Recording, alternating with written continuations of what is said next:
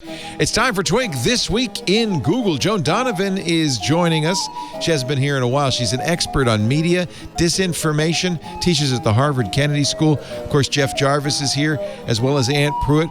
We will talk about memes. We will talk about sick jokes. We will talk about Twitter and some things they're doing to make abuse a little bit less of a problem. We've got lots to talk about next on Twig. Podcasts you love. From people you trust.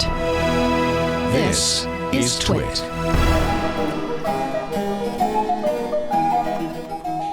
This is Twig, This Week in Google, episode 616, recorded Wednesday, June 16th, 2021. Leave it to Beaver. This Week in Google is brought to you by Udacity. Gain in-demand tech skills in as little as 3 months with Udacity's part-time online tech courses.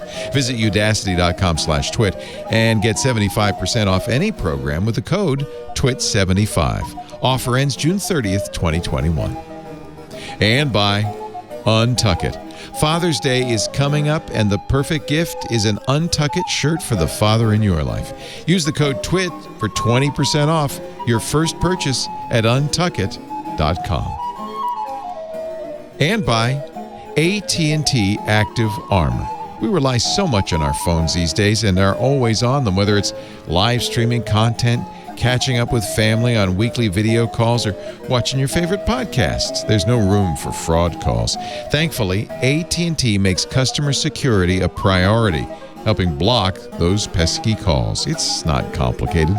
AT&T Active Armor, 24/7 proactive network security and fraud call blocking to help stop threats at no extra charge. Compatible device and service required. Visit att.com/activearmor for details. It's time for Twig This Week at Google, a show where we cover all the internet stuff. How about that? How's that sound? Ant Pruitt's here from Hands On Photography. Hi, Ant. Hello, Mr. Laporte. Hello. How you doing, sir? Good to see you. You too. Do you really work out in black socks? I work out in whatever socks I have on, but yes, this week I did work out in black socks. He was so happy going back to the gym, lifting the big iron. Oh, it was so great. It was so great. Doing some deadlifts, man. Oh, it feels good. Great. Is that the one where you're bending over and lifting it up? That's right. And going, you don't bring it up like to hear it and then go. Oh, no, sir. Not a clean and snatch. That's a clean and jerk. No. Yeah. I was doing Tabatas this morning. It practically killed me. Is that what you eat? No, it's high intensity interval training. Oh, like to kill me. Jeff Jarvis is on the road again. And I'm in the dog house. We're for those of you watching live, it's my fault. We're late. Don't worry about trouble. it. No, late, there's no such thing. No such thing as late. What are you? Are you in Boston? Where are you? I'm in the Boston vicinity with my son Jake. Oh, are you visiting Jake? Well, yes, and also he's moving to New Hampshire, so I'm helping move. Yeah. It's been so long since you've actually gone anywhere. It's really nice. It's absolutely true. It's very wacky. I had to pull the suitcase out. It was like doing archaeology. Dust it off. I found all these old headsets and wires and things. Do you? You also didn't like. Are you going to be going back to class in September? Yep. Wow, that's exciting. Yeah. New York is opened. Yeah. California opened yesterday. It's very exciting. Stacy has the day off, but I am thrilled we had a little opening. We are very thrilled. We are very lucky to get the research director at the Harvard Kennedy School's Shorenstein Center on Media, Politics, and Public Policy. She is an expert in media manipulation, disinformation, and adversarial media movements. The great Joan Donovan. Dr. Donovan, yay! Woohoo! Good to see you. Party time. Party at Joan's house. She's just down the road. Come on over. She actually invited Jeff to come over for pizza. Hey, we're about 10 minutes from each other. Or microphones. So she actually invited him over for tech support. Yeah, if you need it. Last time we talked to you, Joan, we were talking about Russian influence on the elections and disinformation. That hasn't gone away. Apparently, yesterday, President Putin said, "Oh, we're not hacking you. You're hacking us." Oh, okay, sure. You're hacking us. That's how this works. That is one of the tools of the big lie. It's funny because it happens over and over again, and yet nobody seems to notice. Is just accusing the person. What happened? I didn't do it. I swear I didn't do it. We went black. There we go. I didn't do a thing. Oh, you're back. Is to accuse your opponent of doing the thing you're doing. And it's an amazing rhetorical trick because it gets them to get all twisted in knots defending themselves, and all of a sudden, it's a combination of projection and whataboutism in the same thing. Yeah. Projection is a big one. Like, well, everybody, we're hacking you, so you must be hacking us.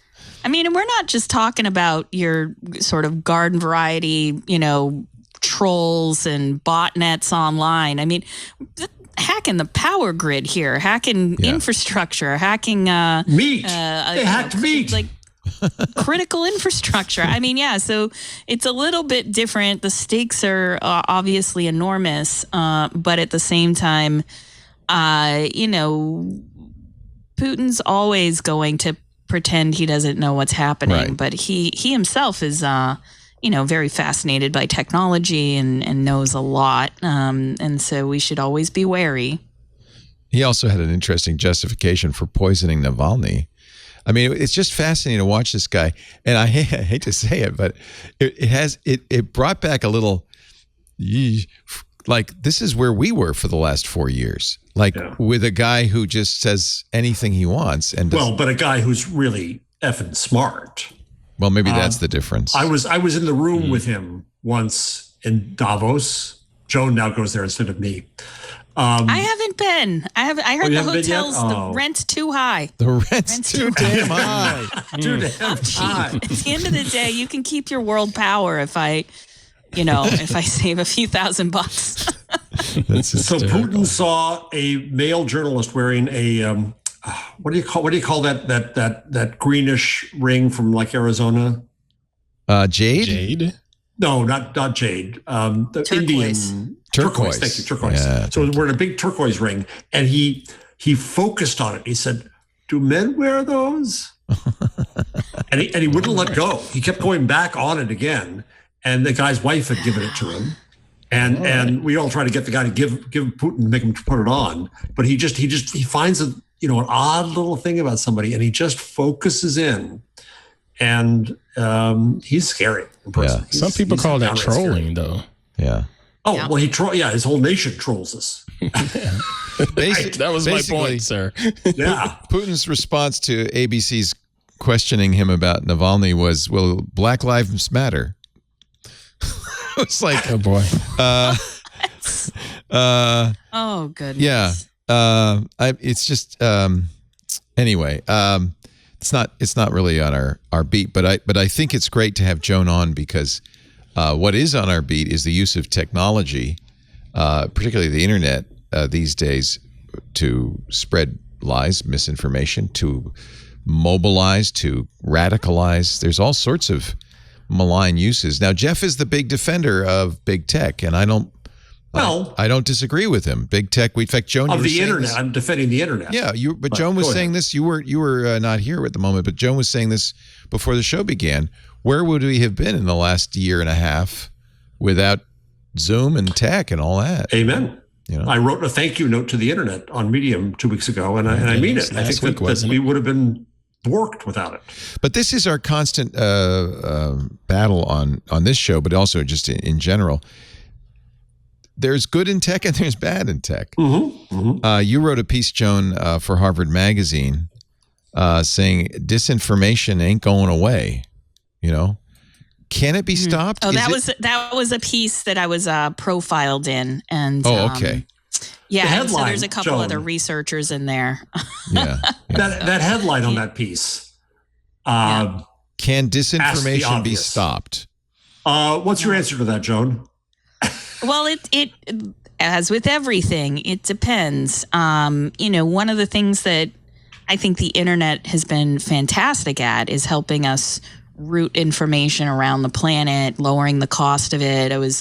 just thinking about high fidelity video and how different it is to be isolated, but not necessarily alone in the same way. And I'm wearing my phone losers of America T-shirt here today because I do, I'd still like romanticize the phone and voice and just the way in which people come to hear and learn from one another. But there is something different about video, and when it comes to disinformation, I think we're dealing with, again, a distribution issue. We're dealing with a content issue. We're dealing with, people who are motivated either through money or clout to, push disinformation around. Obviously, it's politically rewarding to be able to do that. And so I wish I could say in this moment that disinformation can be stopped. I think one thing we have to focus on is figuring out, what should these distribution channels look like, and how should they be run, and who should oversee them, and we got to go from there. Like, we need serious standards and protocols to get at what I've been calling a public interest internet, or an internet that serves the broadest public good. I don't mean to sound so naive, but I don't think disinformation will ever be stopped as long as there's some form of profit involved, whether it's money, whether it's political power, or power, world domination. Well, and as Jeff has pointed out, it predates the internet by a long shot. It's since witchcraft, since print. Yeah. But it's part of that, and maybe it is a little bit more. I mean, look, we've always had, I'm sure in the pre-print, there were Middle Ages, there were conspiracy theories that made the rounds, just very, very slowly, Right. but as soon as there were newspapers, there's the press wars of the 1820s in the United States. You go back to ballads.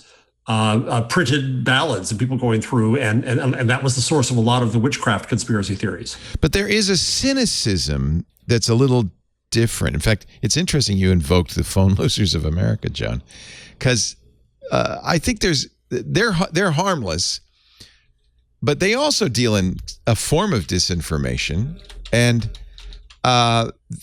there's a certain amount of almost cynicism, like a mocking, like we can fool these people because they're stupid, I guess. Patronizing. Well, I think it's not stupid. I think it's trusting, right? Which like is even worse. You're mocking people because they're trusting. Things. That's terrible. And I mean, but that's what's so interesting here is we have to change how information is shared and what kind of labels are put on it and how it arrives at our door and what we call news and what we don't call news. I've been a big pusher of trying to get us to think about, well, we have distribution pathways. Social media really favors things that are popular and novel. And so what if we were to also make sure that social media served things that are timely, accurate, local knowledge? But nobody wants that, right? I mean, that doesn't... No. Well, I mean, you don't have to want Everybody things wants to dessert. Them. Nobody wants the vegetables. Nobody wants water. I mean, it's nice. It's good to have. Yeah. It's necessary. But like, if you have a choice between water and wine, or water in a martini, or water in, an ice cold seltzer, like I have, which is here, what Joan's drinking. Yes. That's that. But part of it is really trying to figure out in what proportions do we need this, and I think too, so like, if you think about broad stakes of different conspiracy theories, like probably the most broad stakes that most people are familiar with is, this notion of Holocaust denialism. And, a couple years ago, Zuckerberg came out and said that, well, he's not going to remove Holocaust denial on his platform because people have the right to be wrong about things. And later, as we realize how big, anti-Semitic movements get organized and how big they become when they are allowed to exchange information unfettered and reach audiences of people that do not necessarily understand the stakes of what they're reading. And it's, just kind of laced in with, missives from your aunt and your cousin's graduation pictures and your best friend's cat, and Holocaust denialism is just right there in the same mix. Yeah. It's different. And so we do need to think about ranking, sorting, labeling. I think we need more librarians at the helm of the internet. Amen to that. I like that. I don't think it's insurmountable. I just think that there's different ways of thinking about what the solution might be. It's a big hill to climb. Yeah. So Joan, do me a favor, and I think that, so Leo accuses me of being an apologist for the platforms. I defend the internet, and they happen to be the current proprietors, but they're not the forever proprietors. These are early days. So the discussion that I want to change is, rather than, part of the problem is when we talk about how Facebook's broken or Twitter's broken, that puts a ceiling on the discussion that we just try to fix incrementally then. If you break out of the current proprietors of the net, how would you describe in larger, more universal terms the internet you want? It's a good question. I want things mostly that are reflective of the values that we would instill in what we might call a library, right? Like, obviously the public library is something that I value. And so when we have search, I want search results that are indicative of the questions that I'm asking and have been vetted in such a way that are mostly accurate. The tension here is obviously about timeliness, which is to say that the thing that gets weaponized often by disinformation operatives is breaking news events. So you have something into the world that people want to know about, and they don't know enough about it to not assume that what comes up first isn't accurate. And we have people weaponizing that. We have people that are jumping into that. And so I think that Twitter is actually moving in the right direction. They now have curators for their trends. So it's not as easy to trigger a trending topic as it has been in the past. And so I do think that platforms are learning that when you're in the information business, that quality matters. But when it comes to an internet, I think the other piece of this is really about making sure that people have access, and then also making sure that there's digital literacy taught in high schools and colleges so that you understand more about what the information commons is and how it can be manipulated. What do we do about digital literacy for grandpa, though? Well, in 20, he'll be dead 70. soon. Is that what you're saying? Well, but grandpa's, I'm just joking. Grandpa's the one screwing up the world more than the kids. The kids part of the grandpa's. And that, I think, is a legacy of, like, believe what you read, right? Someone took the effort to write it down, and other people are sharing it, and it must be true. I see. The one thing that's really interesting about my latest research is the notion of the rabbit hole. So everybody says it, but nobody's really defined it. So I said to myself, here's an opportunity for an academic to really mess things up. And so I've started to think about this. And for me, a rabbit hole is, you see the same information and it's really repetitive, and you see it on the same platform over and over.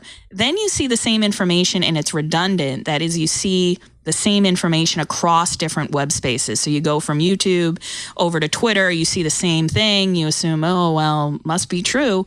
The other thing the social media provides is responsiveness. That is, if you ask a question on your social media, people are likely to post a link or give you a response. Or if you ask a question in a search engine, it's going to give you a response no matter what it is that you put in there. It's very rare that you get 0 responses from a place like Google or Bing. And then the last thing that is the troublesome part of the rabbit hole is reinforcement. So if I go on YouTube and I'm like, what is this stupid QAnon thing? I don't know, right? And so I type it in, and the algorithm, the reinforcement algorithm, will remember that. So say I watch 2 or 3 videos and I think to myself, not for me. The algorithm is actually going to try to get me to re-engage with that content. Keep watching these. Keep watching these. Yes, it is. Yeah, and that's not bad if you're watching, greatest home runs or, slam dunk contests or genres of bands. It's really bad when you're looking at network conspiracies and you're trying to figure out who killed JFK, right? If you're just trying to figure that out, I can tell you you're going to get Oswald, but I can also tell you you're going to get a lot of other stuff. Right. And so if you think about repetition, redundancy, responsiveness, and then the reinforcement, that's what we're up against here. What about expertise? And in an age where I dream of a web that's more based on expert networks, but this is also a time when experts are considered elites and for that reason, not trusted. Is there any hope on education? Sometimes experts are not necessarily experts either. They just tend to brand themselves as such. You see it all the time on our news coverage. We brought on expert so-and-so to talk about this and that. And when you dig further into them, they really don't know what they're talking about either.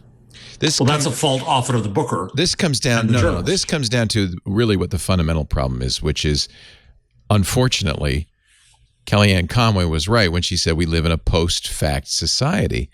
If we can't alternative fact. If we can't agree on what's true, and experts disagree, and others who say, I don't want what you say to be true, so I'm going to give you a different point of view, it's very hard. I guess that's the difference. You say, should a librarian be the arbiter of truth?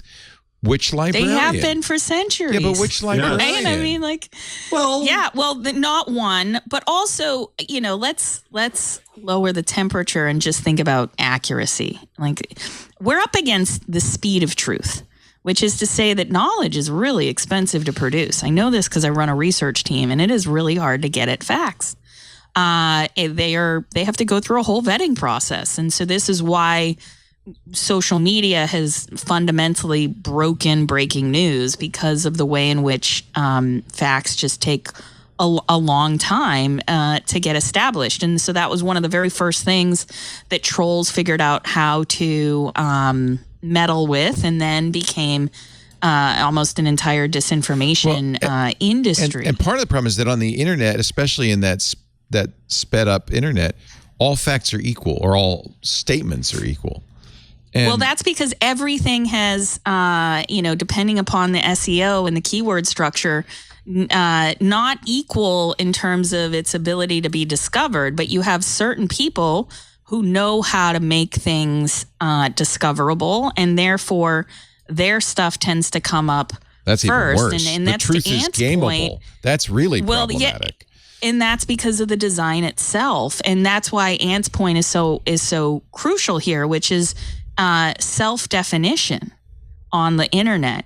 I am an expert. Trust me. I've got, 57 articles on, this scientific archive, but then you find out that there's no gates on the archive and anybody can upload articles, and you realize, well, that doesn't mean anything. It's like going and hanging your own painting in a museum and declaring yourself like a world-renowned artist with a show. We got ourselves into this because we wanted to democratize this. We wanted to get rid of gatekeepers. The academy, which decides what's great art, we decided that's just a bunch of old white men from Europe. Forget that. And so we've kind of broken it all apart. That was kind of the benefit of the internet, was disintermediation. So did print, and it took a while to put it back together again because we needed to invent institutions. Okay, so Joan, because you're from Harvard, and I could say she's at Harvard's Kennedy School, and that gives you expertise in the eyes of some, and then in the eyes of others, that would be disqualifying. In the eyes of me is I've spent the last decade studying something as a job and a profession and a labor of love. But that's the way in which we communicate. I totally acknowledge. I read too many books. I completely acknowledge your expertise, but you understand that's kind of what we're going into. Is this?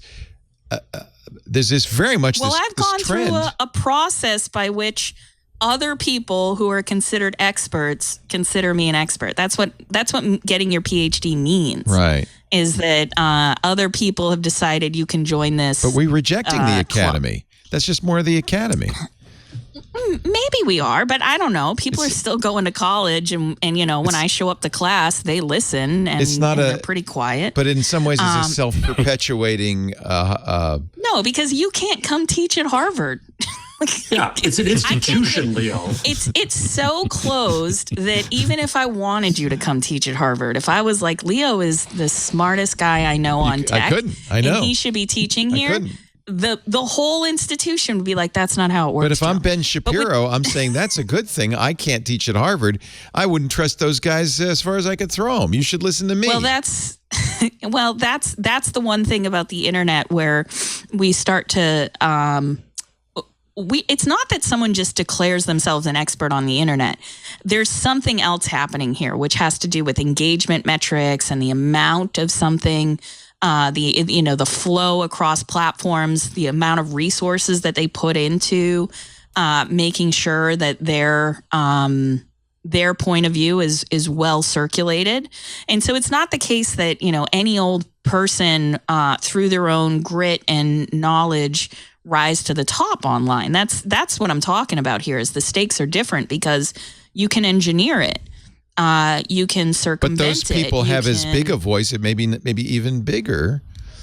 That's what we've given them with the internet. We've given them a big megaphone. So Leo, you're going to hate me for this because I'm going to say some years ago something happened, but I'm going to go back to the very first call for censorship in printing. And it came from someone who demanded that the Pope censor books, but not because there was anything evil or wrong or anti-religious in it, because they were low quality and the Latin translation was bad. And what he was asking for was the institution of the editor and the publishing house. And eventually we created that. And yes, it was gatekeepers, but things that got published had more value, right? So maybe then it went kind of too far. The pendulum has swung so far. Well, that's right. And then we're going to swing back. Okay. But we need new kinds of institutions, right? We need, Joan's absolutely right. The one institution that I think is most transferable is librarians, because they understand the structure and the system.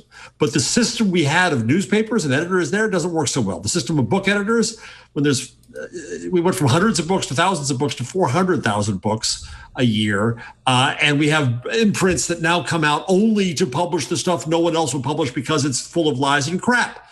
So that institution isn't working so well.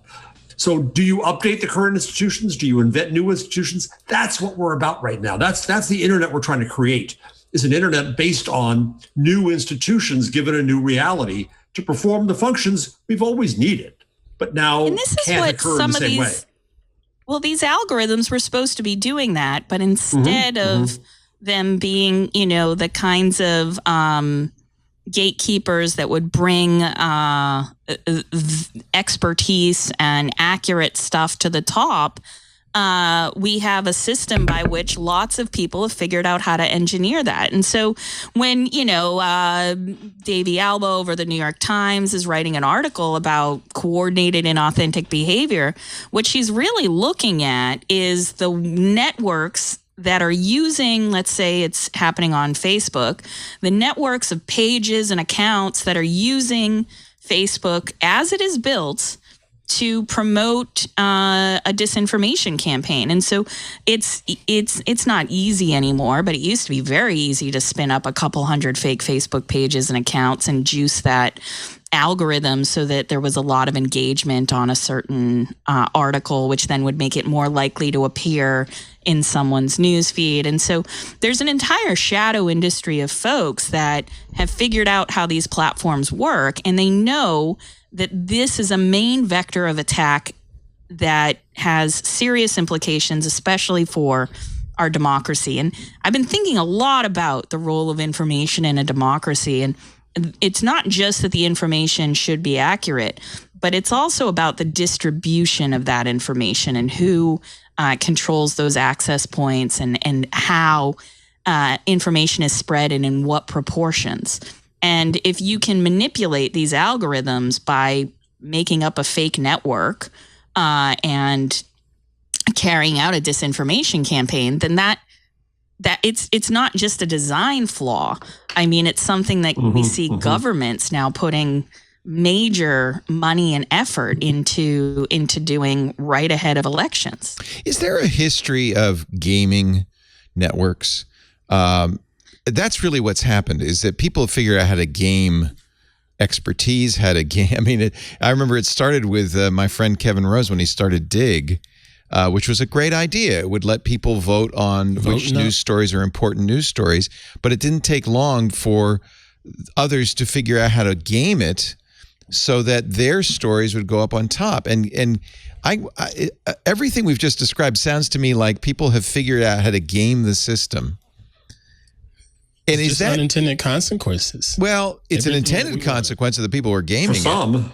For the people who wish it weren't happening, it's unintended. Because they didn't hire Joan Donovan years ago to say, guys, this could go wrong. Let me ask you, many years ago, Jeff, he's the expert in that.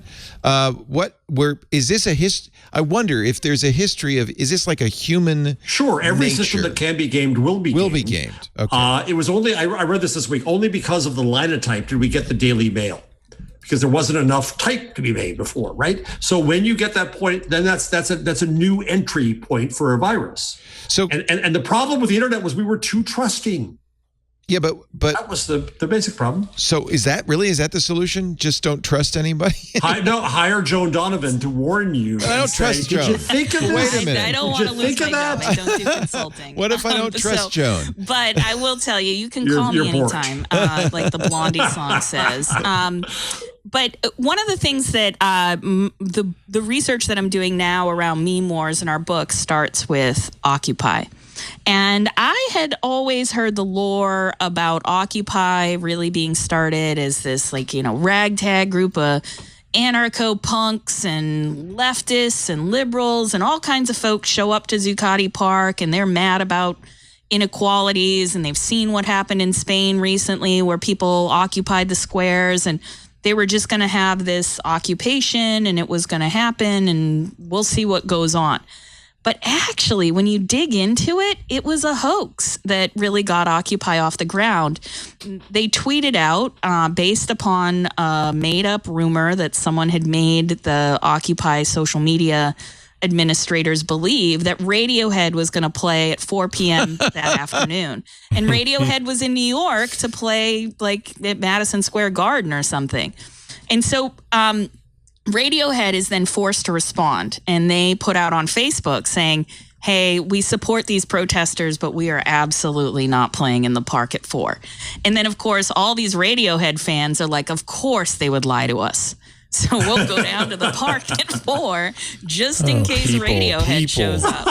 And that's really what kickstarts the movement and the conversation and people start, those kinds of people that were, millennials interested in the politics and the spectacle. And then we're like, yeah, that, student loans are really dragging me down. Maybe I should come back, right? And so then you start to see Occupy ripple in other areas and you see lots of other occupations. And then, of course, there's police brutality, which then becomes a very motivating force for people to say, okay, I'm not going to sit by and watch these people get pepper sprayed. We're going to do an Occupy in my town as well. And so it just starts to take on a life of its own. But when I was looking at the history of this, I watched this documentary called Occupy Unmasked. Now, if I tell you who made it, I didn't even realize it at the time, but it was Steve Bannon and Andrew Breitbart. Oh my God. And they were students of Occupy. And what Breitbart figured out is that you can hoax using social media and you can game these algorithms, and that it wasn't just about putting out your blog and getting 0 comments, but that social media contained something special and different. And the networks themselves were really important to game. And if we even think back before we called it social media, we called it social networking. Social media is just what happens when you need to make money. They're like, well, we got to put some kind of content here. And so it's really important that we think historically, but maybe we don't always have to go back as far as, the Reformation, but it does help. But this is why I think hoaxing the media is such an important aspect of what's going on here, which is why, and Jeff knows this, I've spent the last several years really, I was just going to say in the muck, with journalists really trying to figure out what is the new journalism we need as well, that aren't susceptible to this kind of hoaxing when it looks like a crowd is up to something. It feels to me like there are two kinds of people. There are people who are trusting and honest, and then there are people who are willing to take any system and game it to their advantage. And of course, it takes advantage of the people who are trusting, who say, well, I read it. It must be true. And maybe is that the biggest lesson that people should learn, is a certain amount of cynicism, to understand that no matter what the system is, there's somebody out there who's aiming to game it to their advantage. Is that and I think lesson? This goes back to the history of computer programming and hacking. This is something that Dana Boyd talks a lot about, but this kind of hacker mindset, which is this designer, this person puts this software into the world and they think it works this way. Right. We can show that it works differently. Now, what's very unique about social media is, for a long time, like during Occupy, you actually did need a crowd to move the algorithms. You needed a bunch of people that were coordinated, or at least somehow interacting with the system in the same way, so that they were all like able to use the same keywords. That practice, just like a game of basketball, people practiced it over time, and now they're just like, people are a lot better at it. And then there's also software. Marketers figured out early on that, if I could have one account, I could have 10,000 accounts. And so, early botnets and marketing software was the tool of the trade for some of these media manipulators and disinformers around 2016. Of course, the platform companies have become hip to that now. But there is something about the way tech is built and how it's all bricolage, and, people can build these different components and make things do different stuff. But there's really no great, test for scale. Right. It just, you kind of have to deploy the technology to figure out that's a really important point. So you can't predict, you're saying. You have to. Yeah, no, you can't predict. It's too late. That's really, really interesting. Yeah. So let me take a little break. Let me hold that thought.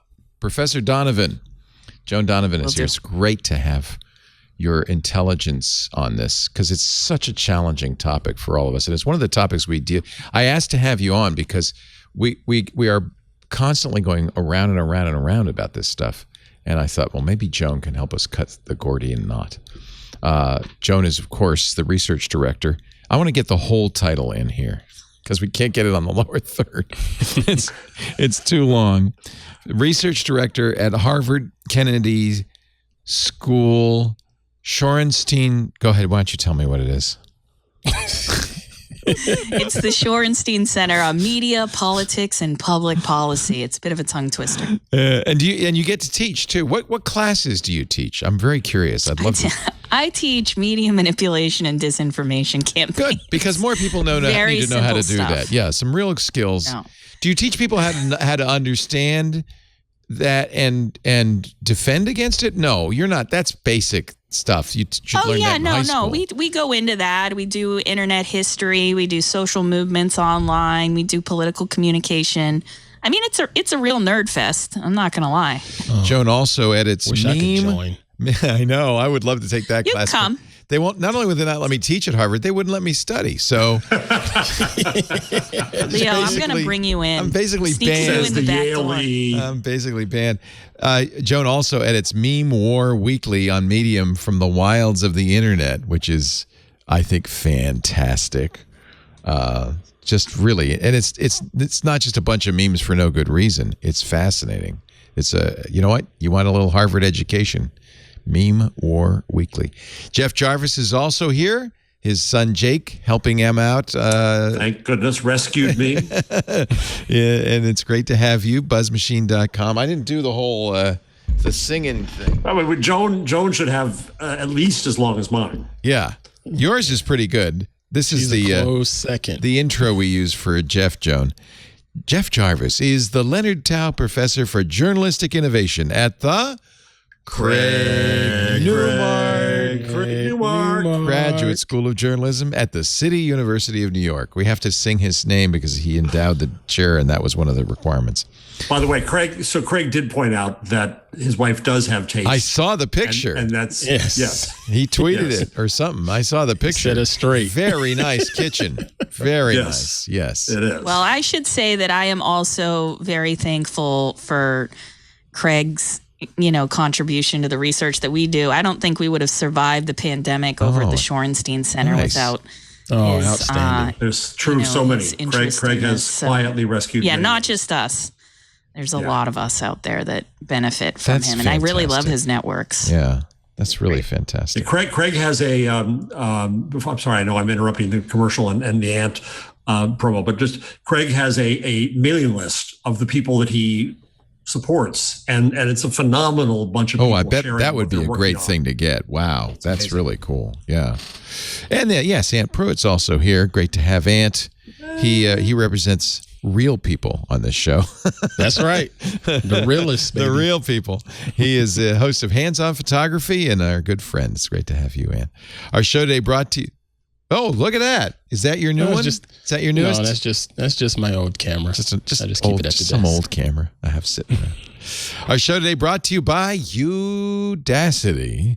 Now, look, I wish I could go to Harvard, but anybody can go to Udacity. Udacity is an online educational program, part-time, geared for people who have a job but want to get some new skills, want to take their tech knowledge to the next level with specialized, exciting content. A lot of it you can't get anywhere else. One of Udacity's really smart moves was to partner with companies like Microsoft and Google and IBM and Amazon to develop their nano degree programs in areas like AI, deep learning, flying car and autonomous flight engineer, intro to self-driving cars, machine learning engineer, robotic software engineer. If you want to know what the future is going to look like, just browse the Udacity catalog.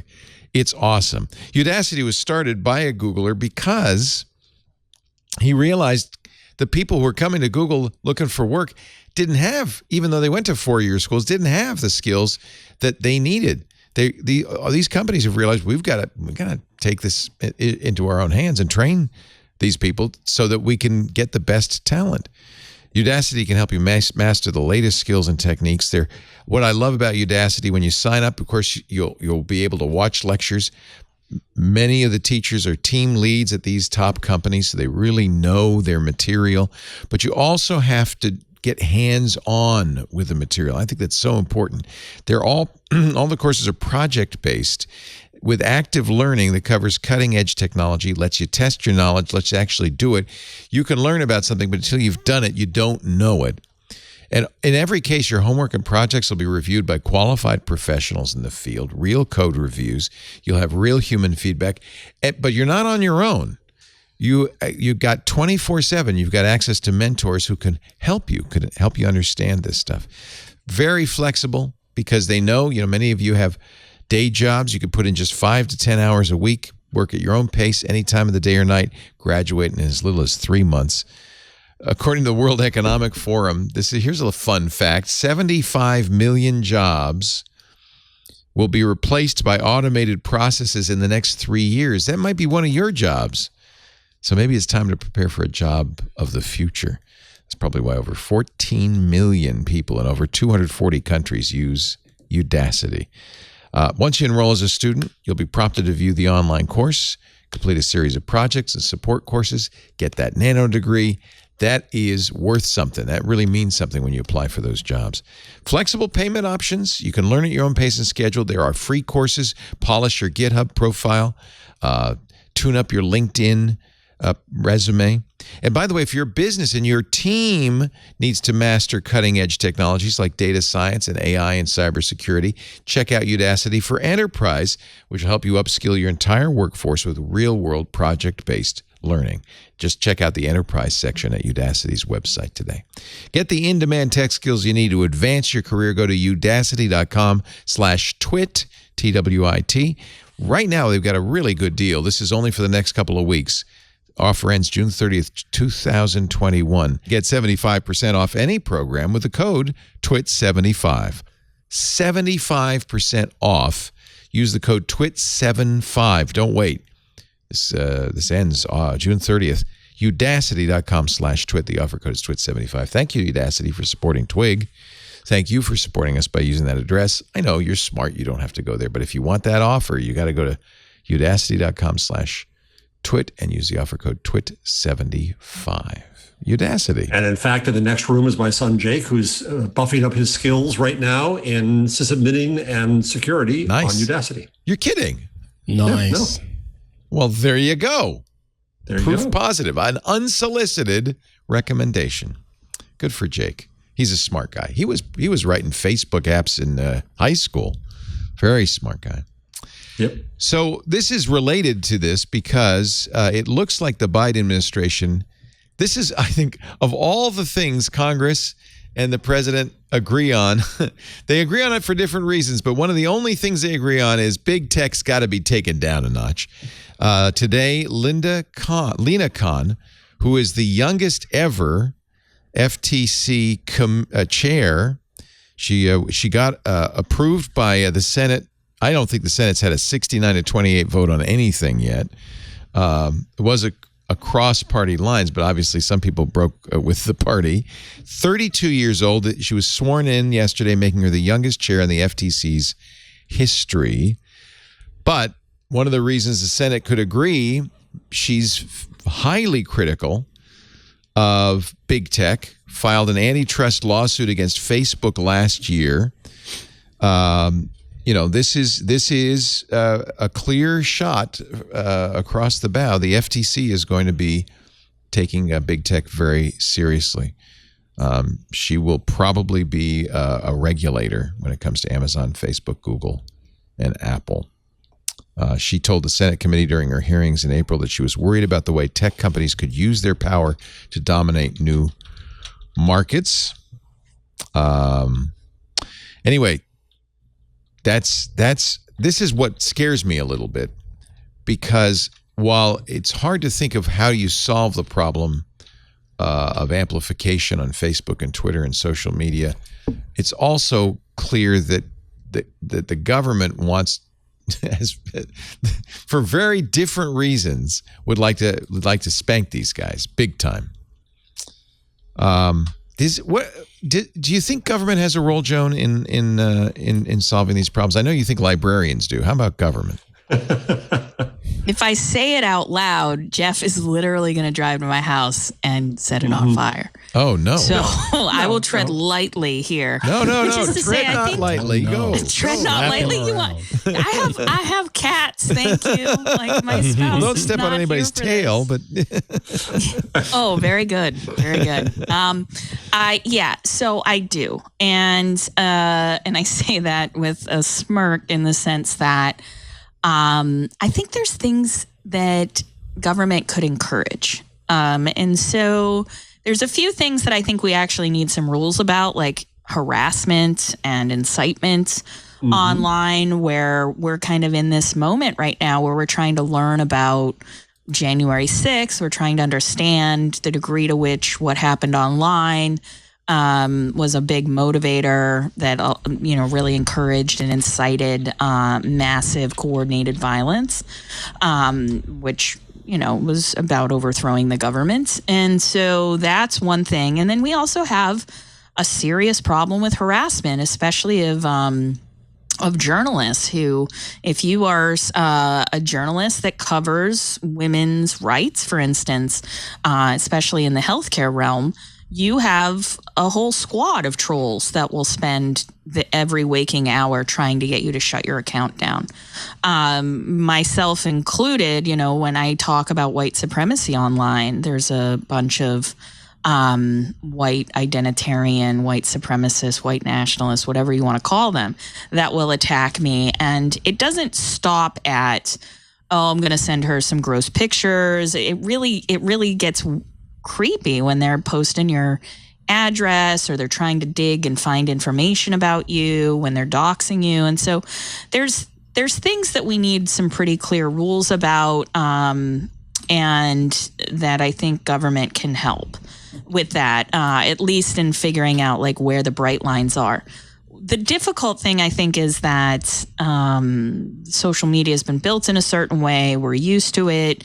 Any kind of policy that's going to be coming out of government is going to be almost impossible to implement because we don't have any transparency or rules about what it means to do oversight of social media platforms.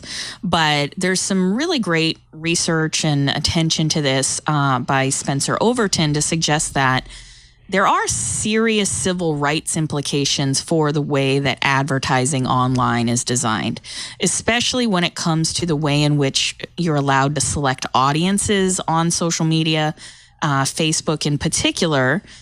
Where if it comes down to it, and you're not shown specific kinds of ads that have to do with housing, jobs, and credit or financial opportunities, then those are actually considered civil rights violations. So I think we do need some laws that open up transparency around that, and then to get back to this internet that we want. I do think the government could also encourage, like they did with radio, a kind of public interest obligation that would ensure that when platform companies are serving information to, let's say, 10 million people, let's make it a pretty high bar there.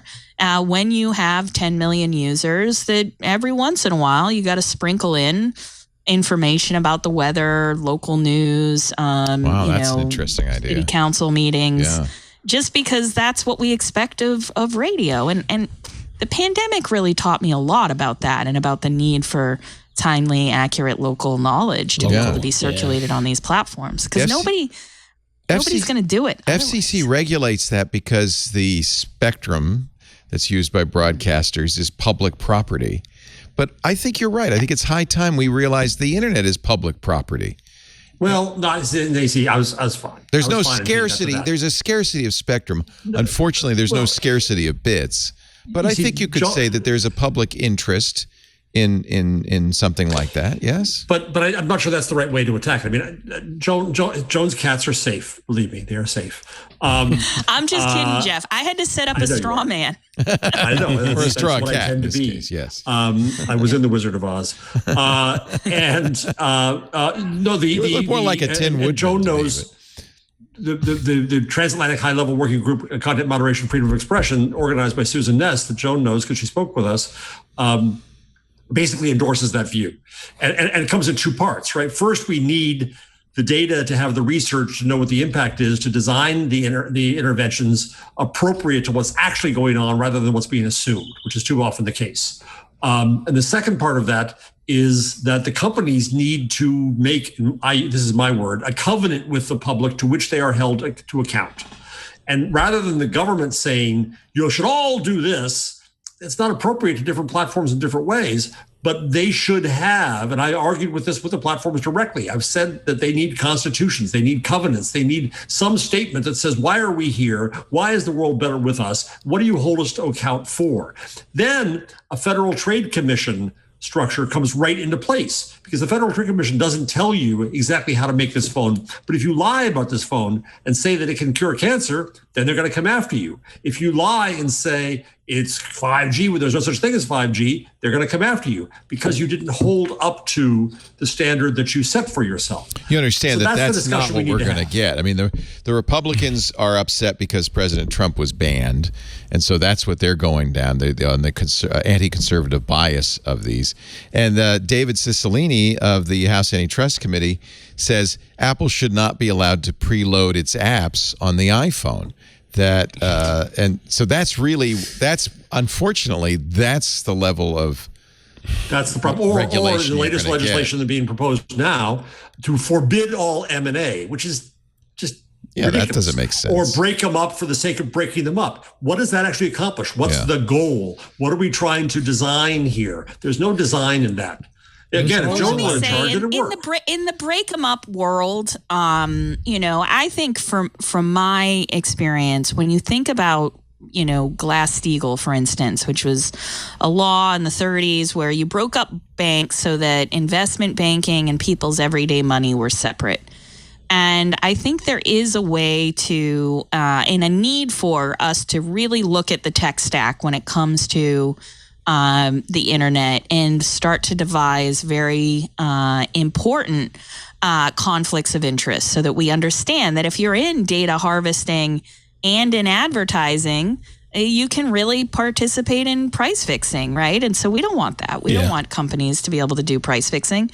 But because we lack any kind of oversight, and I've heard people flout, an internet protection agency or some kind of agency that would help us devise these rules. Like there's something, about the business model here that is really hard to get at, especially when you look at internet advertising and you realize what a tangled mess it is and how much fraud there is and how much money's lost every year.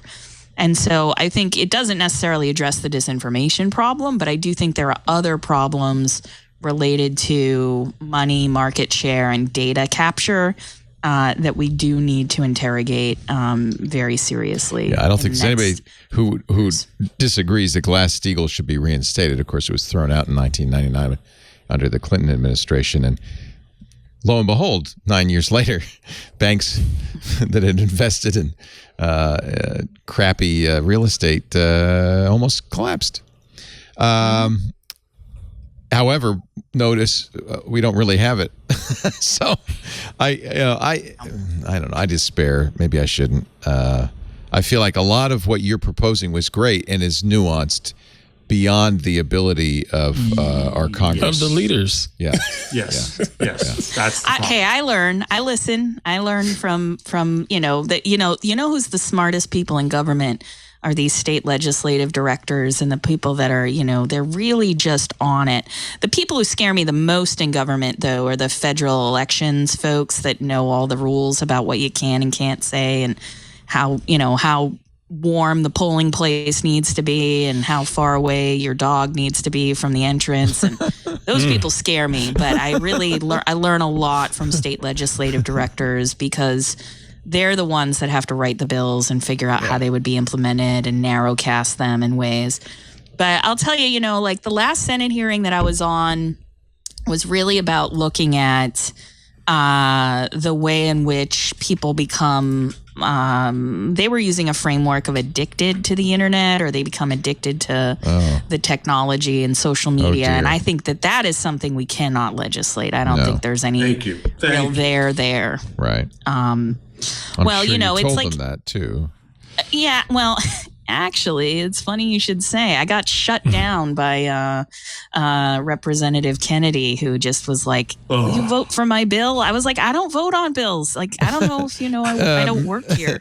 He was like, he definitely like shut off my How about mic this? because Can you change the orbit of either the Earth or the Moon to fix climate change? How about that? Can you do that? I will read your bill. But I think the main point that I really wanted to get across in that Senate hearing was that disinformation is now a feature of our political environment. And when I say disinformation, I'm saying something very specific about the actors' behavior, content, and design of the social media ecosystem.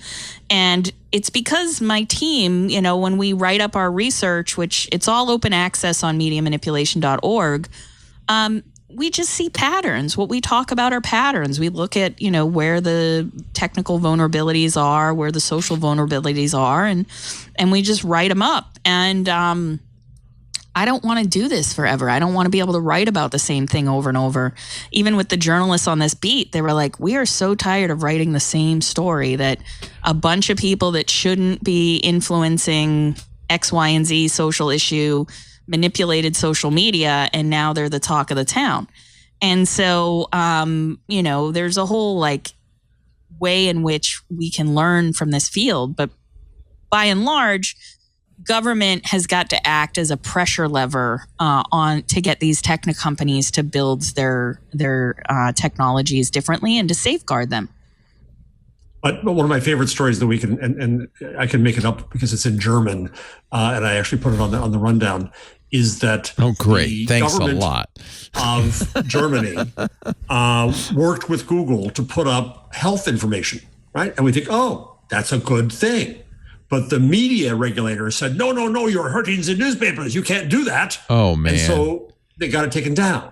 So all of our discussion earlier about expertise and valuable information and serving people in the public interest, and here was an effort to do it, but the economic, back to Ant's point, the money came in. Serving people in the interest of profit. Right, and they're in league with government. The media regulator sided with media against the public. That's too bad.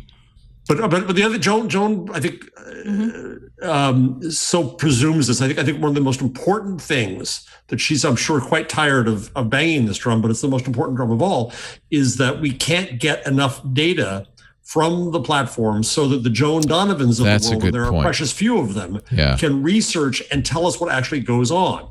You know, I've talked about the book, Are Filter Bubbles Real, by Axel Bruns on this show before, where we presume something, we then, beat the walls and say, we must change this. This is horrible, without the data and without the research that enables us to know what's actually truly happening. And we need to have more discussion about what do we actually know, what do we need to know, and how do we get the data to know it? And that's where I trust Joan and the people she trusts in turn, that network of researchers. That's the essence of understanding what we need to do about the internet.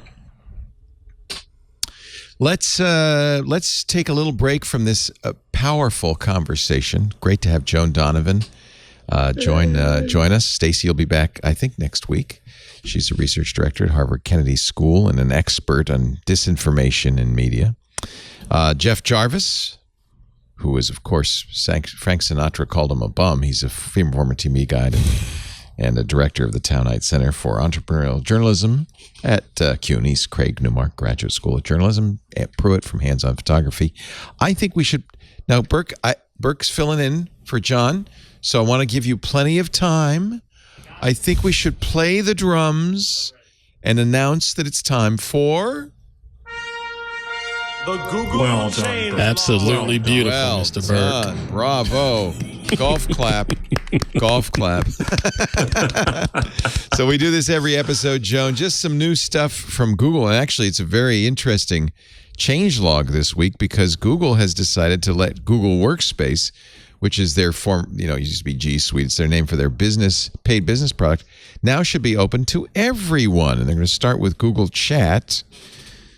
This is a big deal. We talked about it on Windows Weekly even, because it's a shot across the bow for Microsoft and Microsoft's Isn't it Office. already open to everyone? You didn't mean for free? I don't know what this means. I think you had to have a business, didn't you? I don't know exactly how it's different. Officially available to everyone. I didn't understand that at all. Yeah, availability to anybody who has a Google account. I guess, that's a good question. Yeah, I thought it was available all the time as long as you paid Not Google for it. Docs, but Workspace, which is different. Workspace includes, and you do have to pay for it. I don't know. Well, Workspace used to be known as $10 a month. So they have. So now it's free. There's a new Google. No, it's not free. It's launching a new tier called Google Workspace Individual, $10 a month. Oh, okay. You don't. I guess the difference is you don't have to set up a domain. Like we use Workspace at twit.tv. Right. And because it's a business, and then we pay per seat. Now you can just use your regular, jeffjarvis@gmail.com. No, my head's exploding, Leo. My head's exploding because the only reason I'm on Workspace is because I use my own address. And because I'm there, it's all the things I scream about in this show every other week. Congratulations. That I can't do. So stay away, people. Stay away. I'm warning you. But wait a minute. But you use Workspace under a different, what address? You don't use your regular Gmail address for that, right? I use my domain, my blog domain. Yeah. That's why that's the difference. Workspace. Now you can do it under your Gmail address. No, now it says you don't need to have the address to get all these features that you without can't requiring really use that you set up your own domain or a custom email address. That's right. You can be screwed at your own address. Right. That's what I'm saying. Yes. Okay. I guess there's a soundbite for the week. That's the announcement. They also, which is I think interesting, are going to finally offer a progressive web app for Google Workspace in September. You're going to like this on your Chromebook. It's You can have these now. The Gmail and the Docs and all that will look like an actual desktop app, just not just tabs in a browser. We see that too. I'm so happy in my browser land, in the nice isle of browserdom, that I don't care about these apps you discuss. What are these apps of which you speak? No. Google is adding end-to-end encryption to its messages. Of course, that's the RCS platform Google is now saying is the official messaging platform. You'll also get suggestions for emoji mashups. I'll have to ask Joan what that is. And there's some other features. But the end-to-end encryption is, Android earthquake alerts coming to more countries. If you're in this list of countries, I guess you have earthquakes. Turkey, the Philippines, Kazakhstan, the Kyrgyz Republic, Tajikistan, Turkmenistan, and Uzbekistan. All the stands are getting it. You now can have starred messages. If you get sent a text with important info, you can favorite it, which will put it in a category called starred, so you can find it faster. And the emoji kitchen is going to let you mash up your emojis. I don't know how that works, but I guess. Did you know that I invented an emoji? What? There were a couple Which of us. one? Well, funny you should ask. The Beaver emoji. And yes, I am a lesbian. Nice Beaver. Yeah, nice Beaver. Exactly. Thanks. I just got it stuffed. So, wait a minute. What? Are you a fan of the Beaver? Well, what happened was, and Jeff knows Jenny 8 very well. So there's a Jenny 8, culture maker, and we were having dinner and she was talking about being on the Emoji Standards Council. And I just was like, wait, how do you do it? And she was just like, there's an application and you just got to pick something. This was the hard part, is you got to find something that doesn't have an emoji, means the same thing in different places. That is, if people saw it, they'd know what it was. Beavers are the same all over the world. Exactly, but it can't be duplicative of anything else out there. And so, there was some question as to whether they needed a beaver if there's already an otter. And I said, I know exactly what to do here. Yeah. And so we wrote up the application and we submitted it, and it was quite a fun experience. Me and my spouse teamed up on it, and it was just fun. We got to talk about, that's awesome. How it's sort of, slang for a woman's parts. Yeah. And then we also got to talk about how it's, sports team use it as a logo. Sure. It's an animal that does something really important in the world. And so, so we were just like, people are going to use it. Although now I'm like absolutely horrified at some of the use cases I see. I don't know why you're horrified. I think you knew exactly what you were up to. I know. So, what did I do? I don't know. I'm a joker at heart. I'm a joker. Do you and your spouse use the Beaver emoji frequently in your missives? We laugh about it more than anything. It's our version of thumbs up in our chats now. But it's been fun. It was a really good learning process. Tails up. Yeah. It's like a thumb. Yeah, that sure. Beavers don't have thumbs; they have to use their tails. Well, actually, Jeremy Burge is on our show. We met in Canada. Oh, yeah, that's right. Yeah. She's a Canadian. There you go. Yeah. Exactly. Yeah, so she knows all about that. Jeremy Burge, who's on that Unicode committee for the emoji committee and runs Emojipedia, is a regular on here. Whenever the new emojis come out, it's a national holiday here. Yep. And so it's great. It's fun, and I think people it's actually kind of a fun thing to have students do as an activity to learn about internet standards and protocols, and why would you need to make an application for this? Shouldn't there just be someone out there making emojis, right? And it's really interesting to reveal the participatoriness of it, and that was sort of one of the early features of the web, was this idea that everybody could participate and everybody could contribute. And I think the Emoji Standards Council still kind of upholds that value. Well, you'll be glad that the Emoji Kitchen, which is part of the Google keyboard, will offer suggestions based on the content of your messages. So if you get the Beaver, you can use it. And now, by the way, and this is, again, according to the folks at Emojipedia, the beloved blob emojis will come back in the form of emoji. Not so beloved. No, yeah, I don't know why they're beloved. I don't. Yeah, they're about as beloved as Workspace. Looks like somebody's thumb tip, but they'll be back also as part of the impending suggestion feature. Okay, well, got a lot more out of that one than I thought. Let's see where we can go here. Google Meet is added. This is not going to get your attention. Google Meet is adding a second screen companion mode. Okay. Sometimes it's hit and miss. When you're lonely on Meet, what does the companion mode do? What does it do? It brings a companion to you? No. It's a second screen so that welcome to Meet Companion. Use Companion to enhance your experience in shared conference rooms or when joining call using another device as your primary screen. So you can, I guess, have the call. Still don't understand. You can have the call on the screen while you're doing other stuff. Which is what we do all the time anyway. Yeah. Welcome to the party, Google. Don't tell anybody. They're not going to call this the Jeffrey Toobin feature, however. Oh, boy.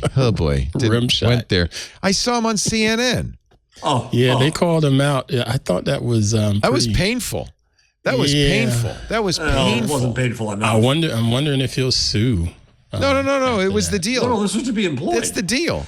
The deal is, they said, Jeffrey said, can I come back and be a legal expert? And they said, well, yeah, but you've got to do the tour, the walk of shame first. And so they had him on. That was shame. Man, it was shame. Did not hold back on him. You just don't like him, Jeff. I feel like, the camera was on. He forgot. He didn't know. Yeah, but there's. You think he did it on purpose? I was watching him. He was so chagrined and embarrassed about the whole thing, as was the anchor who had to bring the whole thing up. Yeah, the poor anchor had to ask the question. That I felt like, no, it was an accident. It was an innocent, not so innocent, but an innocent accident. Yeah, my opinion of him has actually very little, predates that episode of not being crazy I know. about him. So. Yeah. I thought, hey, it could happen to anyone. Google is abandoning, which should be the beginning of every one of the changelogs, an experiment to show simplified domain URLs in Chrome. Right. Apple did this first, right? Where they hid everything but the kind of the nuts. Yeah, and I hate it. And I always turn it off on Safari, and I guess Google thought it was a great idea. At the time, Google said the reason for doing this was showing the full URL makes it harder for non-technical users to distinguish between legitimate and malicious phishing sites. And that is true. There's a lot of verbiage in that URL. You might miss the fact that it's, wikipedia.hacker.org. But what didn't you two like about it? Well, I like the idea. Security experts and end users alike complained about it. I guess it's because of what we're used to. Simply hating Chrome's new URL bar that hides the full URL. I used to use it to orient myself on the site. That's true. Yeah. Now I feel like I'm on the home page. If you have all a the time. directory, that makes sense. Yeah.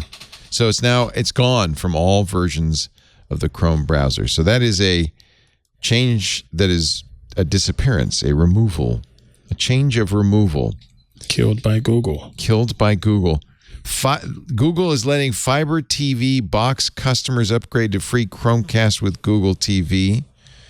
So if you are, who gets fiber TV? If you are lucky enough to have Google Fiber, you can now get a free Chromecast. Congratulations. Worth $30. $30. Yeah. Probably like 5 people. Yeah.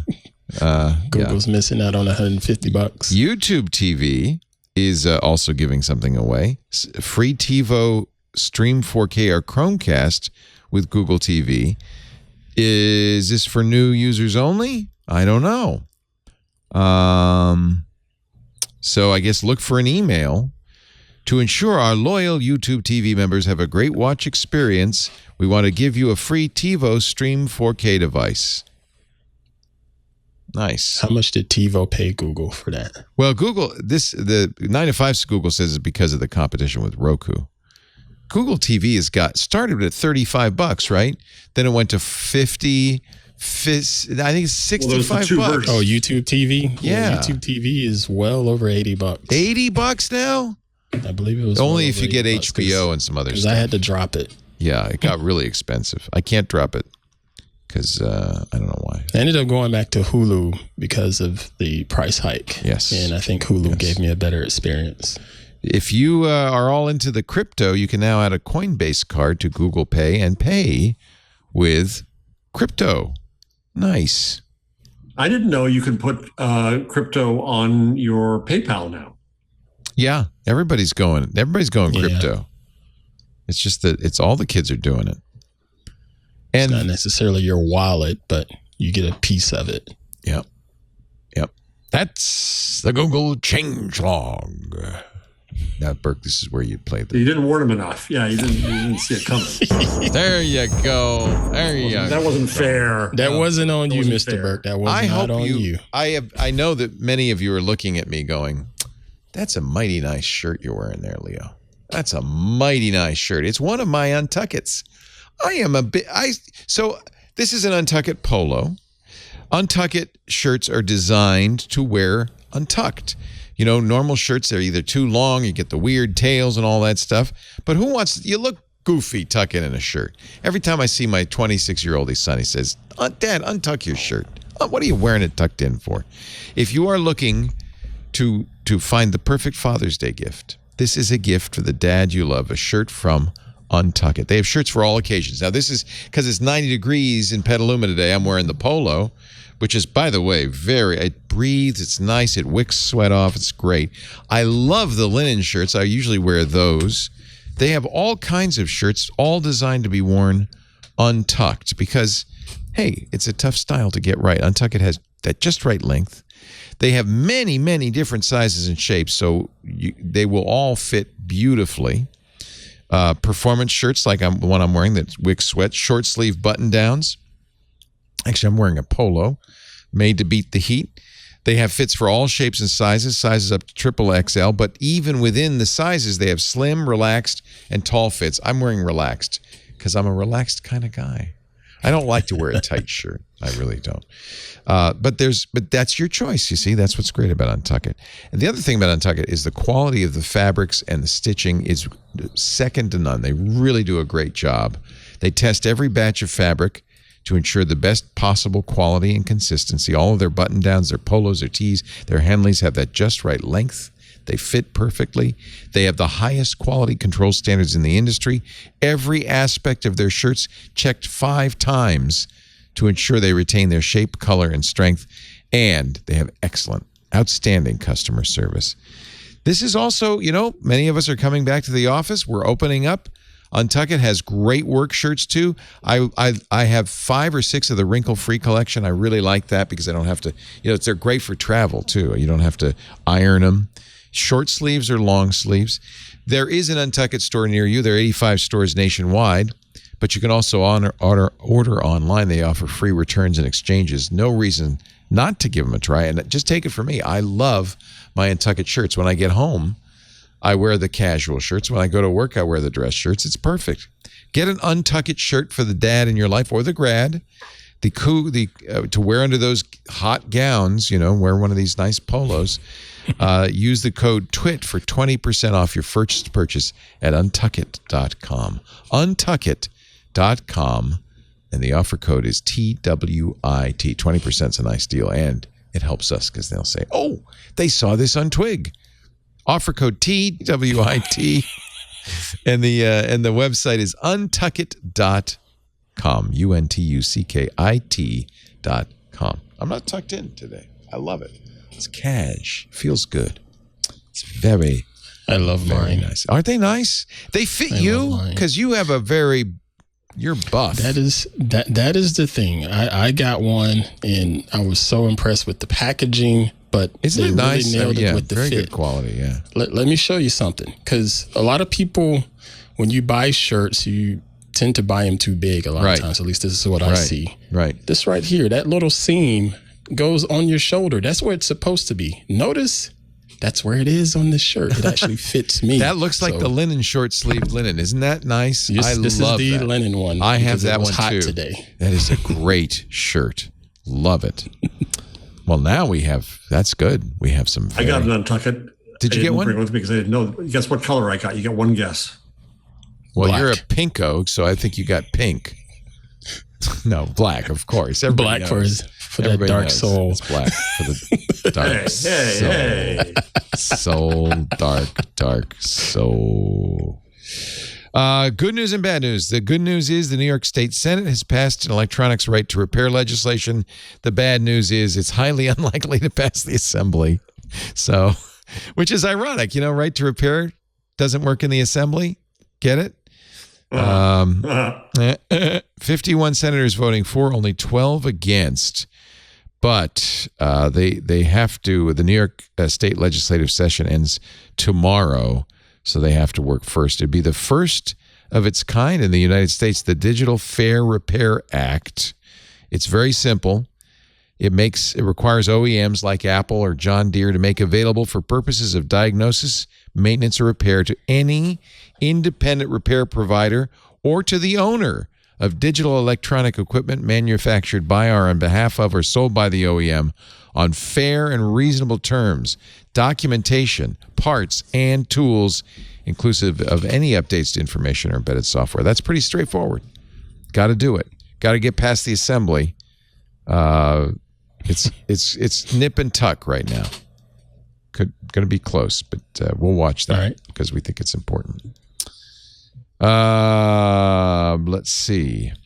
Podcasts. There's a research story here that'd be interesting. Oh, let's do that. Yes, please pick something because I want to make sure Joan. Now I'm going to find it again. We keep taking advantage of Joan this week. It was no, I can't find. Oh, yeah, no, there it is. Line 61. 61. I love that line. That's one of my favorite lines. Using Facebook 616. actually reduces ethnic tension. Of course, Jeff would find this.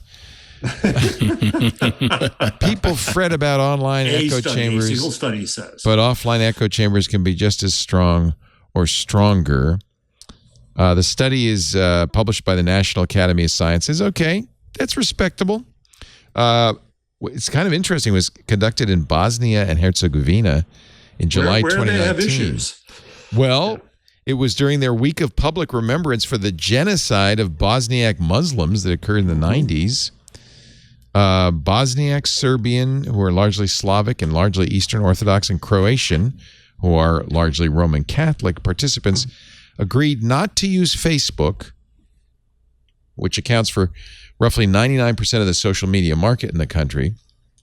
They, after the week was over, researchers surveyed participants about their attitudes towards those other guys and compared it with a control group that remained active on Facebook during the period.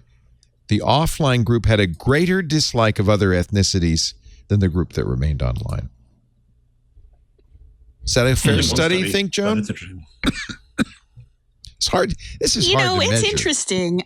I mean, it is hard to measure. And the other thing is the politics are so different in different places, when it comes to how people perceive each other and what really are the big bright lines, especially in the U.S., of course, like we're in the midst of some very big, back and forth about education and race. And so it's like, there's a lot of othering going on and a lot of demonization. I mean, like, look at QAnon. They literally think Democrats are demons. Yeah, we're actually demons. So, that's why we drink baby's blood.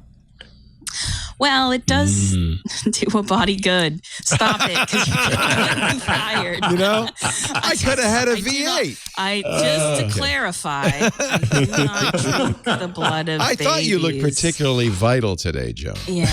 Oh my goodness. But yeah, that's what's interesting here is that I don't know if the political polarization holds in other countries, and that's just me kind of showing my edges here, which is I don't know enough about the situation to say that they were asking the right question. I'm glad they picked a place where they'd actually had a genocide over that, because at least there used to be some animosity a few years ago. The results, they say, were most pronounced when participants lived in homogeneous neighborhoods where there was just one ethnicity. Facebook was essentially the only place these people were likely to encounter someone who belonged to a different ethnicity. That kind of makes sense. That's what our hope was for the internet, that would, bring people together, that it's hard to hate somebody when you know them. Well, I mean, that's, there was a horrible hoax study about this, but, when you think back to what made LGBT issues prime for a very revolutionary change in marriage laws, were that people had gay family members and gay colleagues, and that it had become normal to know gay people, and it wasn't such a scary proposition. Unfortunately, there was a hoax study that was done where this grad student lied about all his data. But there's other studies out there. But if people were to look up, the research on this, they were definitely run into this scam study, unfortunately, because they really over exaggerated what it mean to know someone else. But that's from my own background. When it comes to studies, it's like, you always remember the anomaly that doesn't prove the rule. I did find it interesting because I grew up in an era where people weren't even out, right? And then there was Stonewall, and people started to say, we're here, we're queer, it's good. And because we've always been surrounded by gay people. But the problem was you didn't know that Uncle John and his long pal that they've been living together for years were actually married, basically. But once you kind of started to know that, I think you're right. I think that did change. It was the courage of people who but it took came out of the closets into which they were forced. Coming out, I think so. And it was that courage that made it happen. That's what I think. But there's that, and fast. I think also demedicalization, right? The idea that it's not some kind of medical disorder really played another important role here, which is to say that you could be gay and not be somehow, considered mentally ill. And so I think that the activists that really pushed for that, will forever be indebted to. But I do think that there's, when it comes to fear of the other, the internet is so potent when it comes to really like trafficking in stereotypes, right? Like with the loss of nuance is sort of one of the things that social media has wrought. And there's also something on social media that someone should study this, but that kind of moves the fringe into the mainstream. So things that 10 years ago would have taken a lot longer to become part of the conversation are so now. And I worry, when people start doing the othering around trans people right now, in particular, because, the public discourse is about trans athletes, but within trans communities, the fight is really about access to medical care, access to job protections, and access to the same economic opportunities as other people. So it's a civil rights struggle from the perspective of trans people, but the national discourse is about these culture war issues. And so it's really, it's a hard thing because the social media shapes so much about our political discourse. And then if you don't get a fair representation of the other, you are inclined to fear them. That's right. So it's not one thing or the other. There are definitely negatives as well. I think that's a good example of how one side in this is smart enough to game the situation and to change the dialogue and to say, well, it's really about somebody putting on a wig and competing in women's sports, which it has nothing to do with. But by successfully changing the conversation to that, you really shut down the conversation about really the very much real issues. I think entertainment. And there are cynical people on the right who do that all the time. They're very good at manipulating that. They're gaming it. I often think that the phrase climate change was a huge mistake. If you ask somebody if they're in favor of pollution, they go, no, I hate pollution. But if you call pollution climate change, it's a lot easier, right? The reframing is very powerful. Acid rain. Acid Right? rain. Like, Nobody yeah, wants I don't want acid acid rain. rain. Oh God, let's stop forgot about that. Acid rain. Yeah, let's stop that. Climate change. It was a good Prince song, though. Acid Yes. rain. We talk a lot about. Do not take the Lord's name in vain. All right. You got a new album coming out. New album, fans. What do you think about that? Prince has of course his vaults, his archives are It's unreleased huge. material coming Yeah. out. Yes. He recorded all the time, every day, every night. He was recording stuff never released. So the vaults are loaded there at Paisley Park with new Prince material. So that must make you happy, Joan. Something new to do. I mean, that's the name of the game. Every day you wake up in the pandemic, you're like, is there one new thing out there? I just want a new Is there Prince something album. else I can listen to? Or, Welcome or to watch? America, it's called. It comes out in July. It's political. Yes, very interesting. Interesting, yeah. 12-track, recorded at Paisley Park Studios in 2010. I will look forward to that. That's an interesting moment, 2010 too. So, that's post 9/11, but sort of pre Black Lives Matter, and so there's a lot to discover. You can't play it, because it'll get you banned, right? But the lyrics in that cut start off very politically right. Is that what's the first cut that they've released? What's the name of it? It's on that story, I think. The video. Yeah.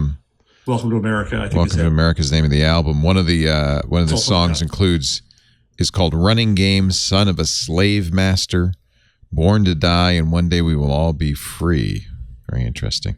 On the title track, Prince sings, "Distracted by the features of the iPhone, got an application to fix your situation." Oh, it does sound political. Good.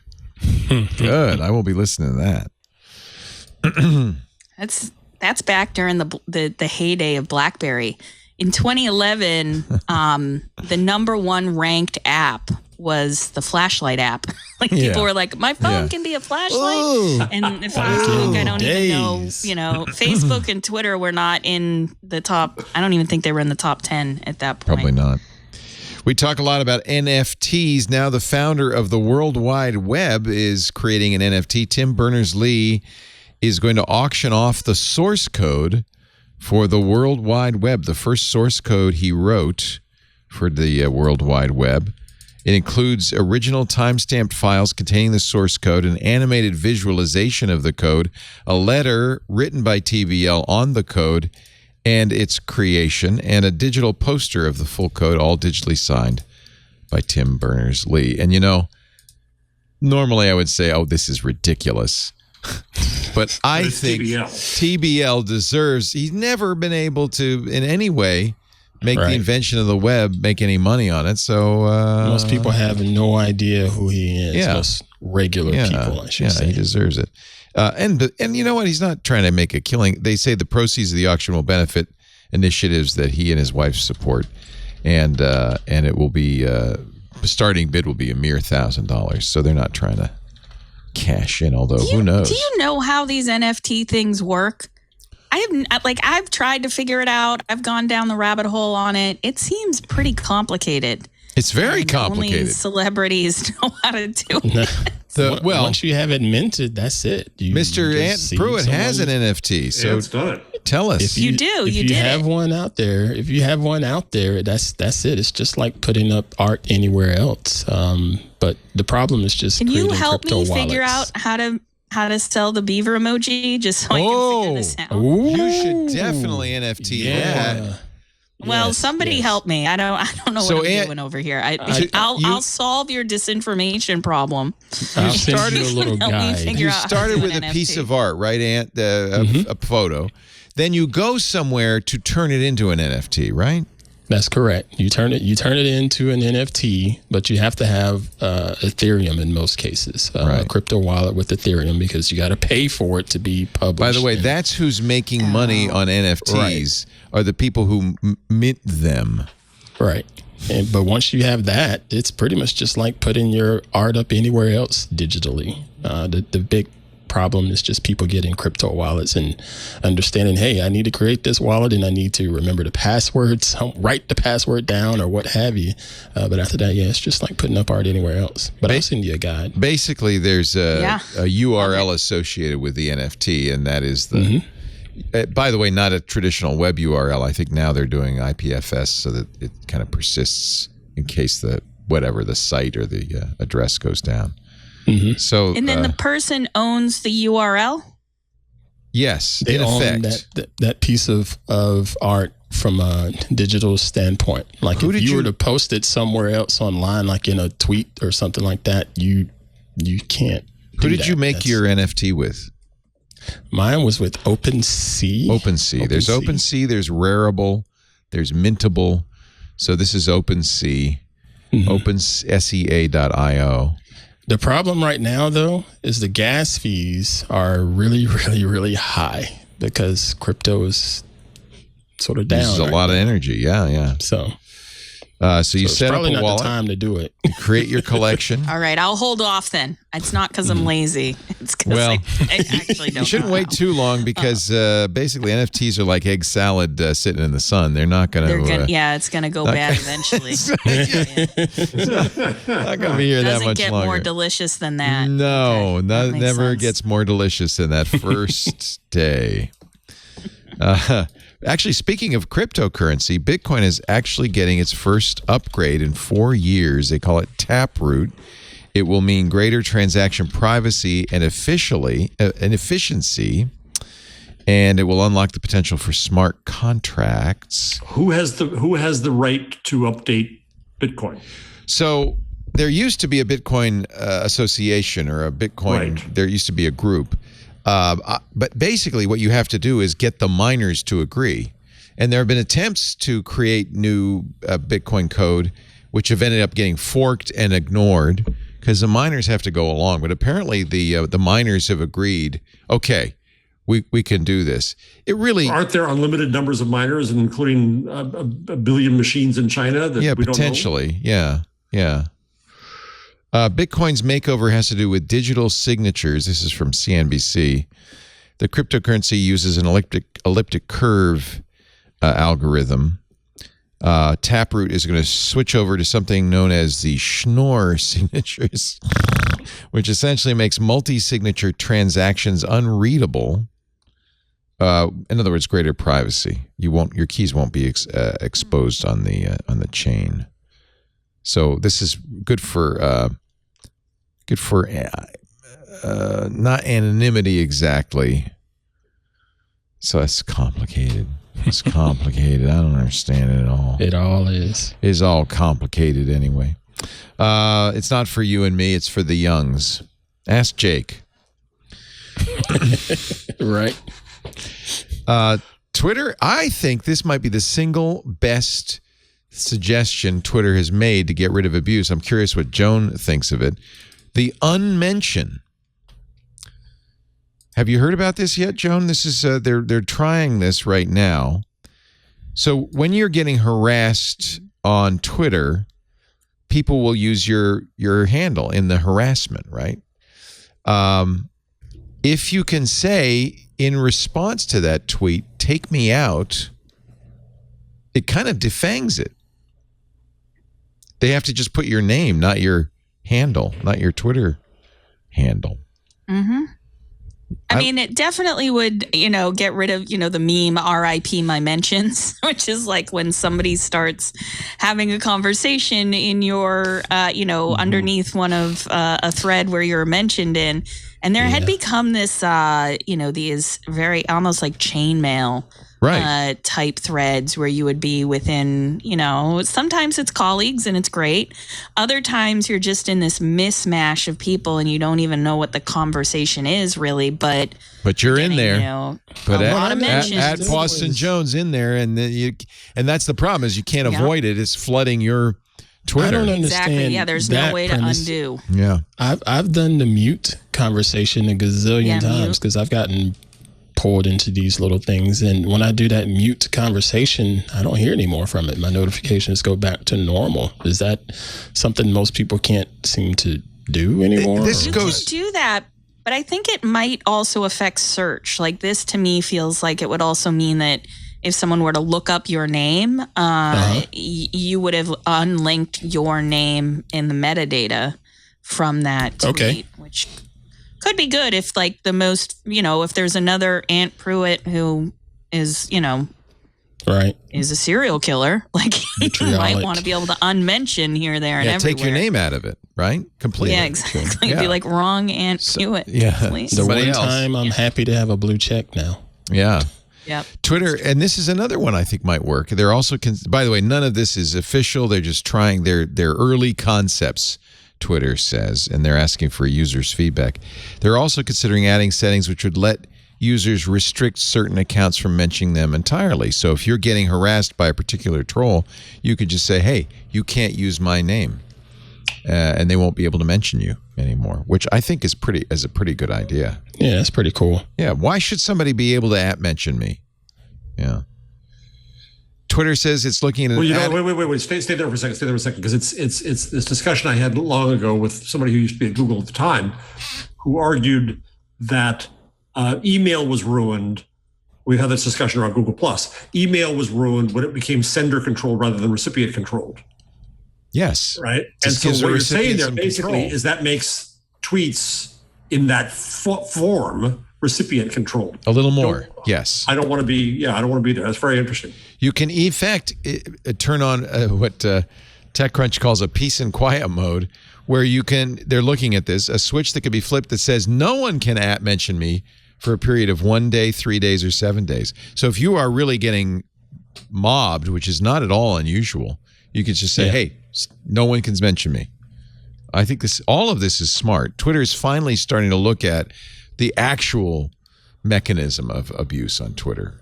That's Twitter's answer to all this stuff is, well, just mute them. Just ignore them. Yeah, but everybody else is seeing it. That just makes my life a little easier. Yep. It doesn't solve the problem. So I think these are all good things. I hope Twitter sounds like I'm guilty of that, because I'm one that says just mute them, but that doesn't really solve the root cause. So it's more of a problem for people like Joan, people in the public eye, where you've got a mob going after you. Mm-hmm. Ignoring the mob doesn't mean the mob goes away. Right. And other people are seeing this. I think Twitter is finally kind of taking abuse a little bit more seriously. I don't feel like they've really taken it seriously until the last, say, 6 months. So, good. I'll give you feedback. Do it. Do it. They're all tuned in. Like the whole work stops Wednesday afternoons. The whole office shuts down. I know, everybody on Twitter. Lit. Yeah. It's time for Twig. Let's listen. It's time for Twig. Let's listen. Amazon says, the problem with fake reviews? You know who's doing that? Social media. Because apparently fake reviews are solicited on social media platforms. Yeah. It's a big problem on Amazon, these fake reviews. Facebook has been repeatedly, Amazon did not name anybody, but Facebook has been repeatedly criticized for not clamping down. It's another form of, inauthentic? What is that phrase that they use? Oh, they use the phrase coordinated inauthentic behavior, but it's as authentic as, as everything else. The one thing that's interesting about it is how, Amazon doesn't allow you to coordinate or talk to other people except for maybe in comments. But here over on Facebook, there are entire groups where you can get free products. Right. You can sign up to, essentially it's a different kind of advertising, right? It's dark market advertising where, if you're going to buy let's say you want to buy a new broom and dustpan. They're all kind of the same, but are you going to buy the one that has 1,000 5-star reviews? Yes. Or the one who has 8 reviews? Because who reviews a broom and dustpan, right? And so they give away free products, and in exchange, they ask for a review. Sometimes they'll give away actual cash. And so there's a whole market for this. There's a whole genre. of manipulation around Amazon. And, we've also seen it around, especially around books and things like that, where, it's just kind of hard to get noticed. And so if you have a lot of reviews, you get top or higher billing, which is why I think, maybe Amazon should also reveal how many of a certain product have been sold. Might be a better measure of quality than the reviews. They definitely have that data, because they tend to put out beside the reviews a verified purchase. I think that's how they say it. Yeah, that was their first order of trying to figure that out. But we've known about this for years. It's just because it doesn't really have, maybe there's, financial implications of it, but because it doesn't have broad, societal implications, we don't really tend to cover it as a field as much as probably we should. But it is a form of manipulation, algorithmic manipulation. Every time I see these interesting DMs or emails, I tend to think about our producer and co-host, Mr. Jason Howell and Micah Sargent, because if I'm getting a ton of them, I can only imagine the amount of pitches that they're getting to say, hey, can you go give me a review and check out this coaster? We got offered yesterday. I got a guy who makes rubber boots. So in China, says I can supply you with any kind of rubber boot you need. Don't need them. Well, you are in Petaluma.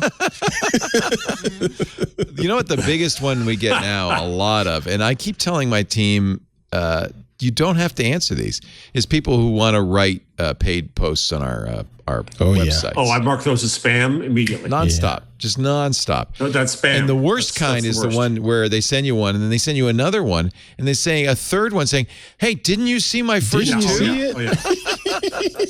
Didn't you see it? I'm ignoring you. No.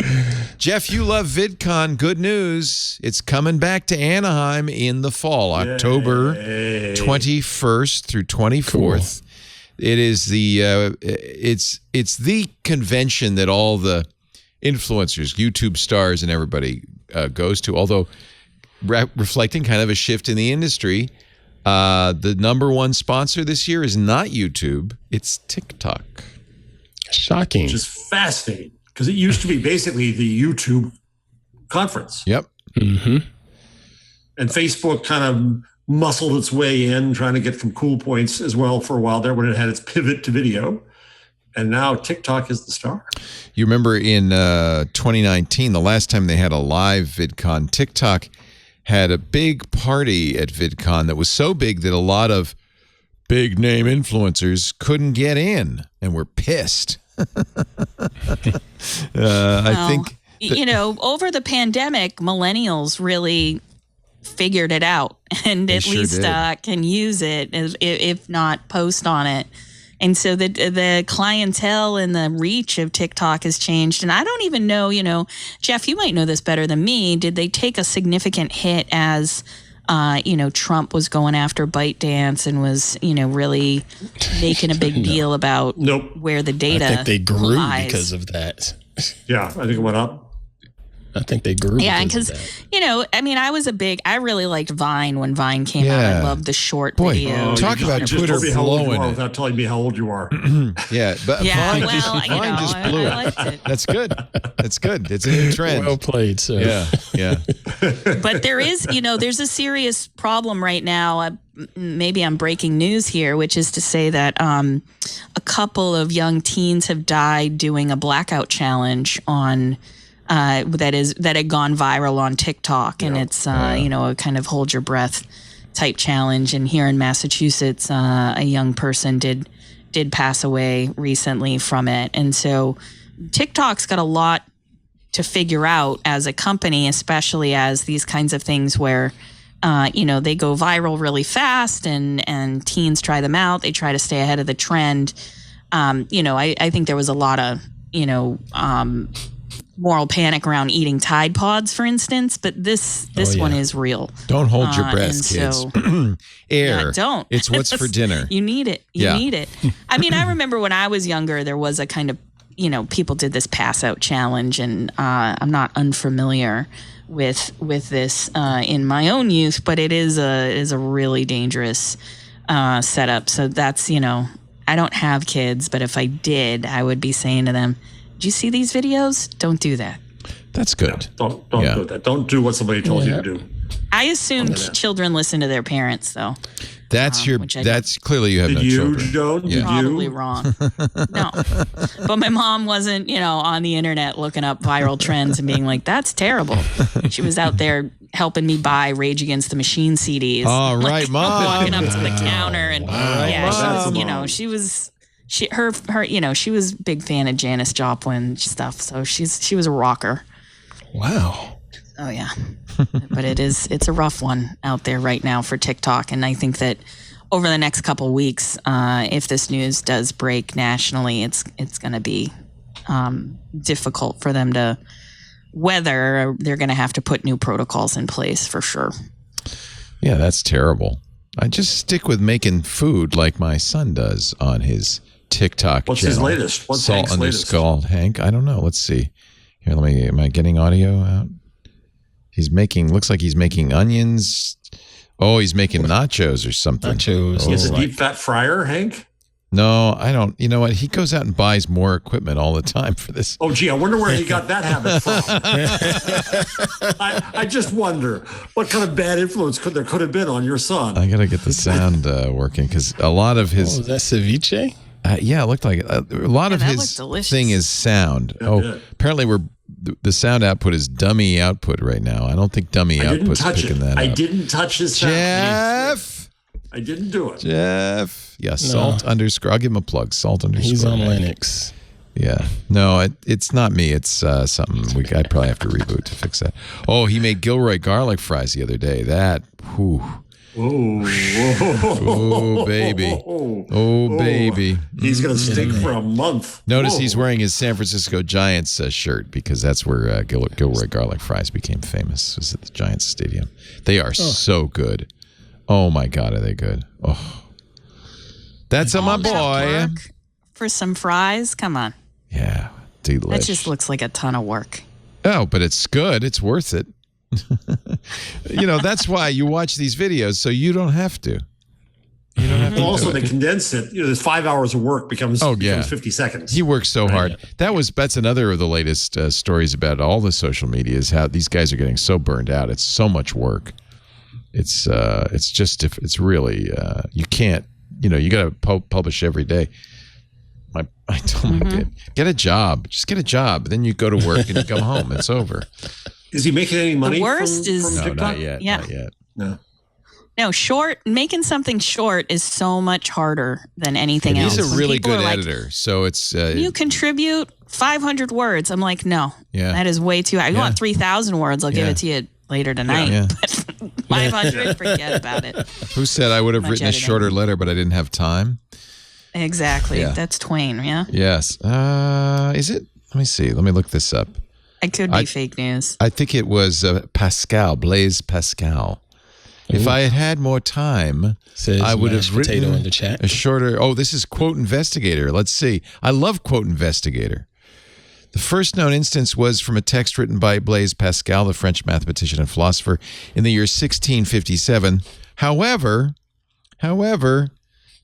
maybe there are earlier versions. I don't know.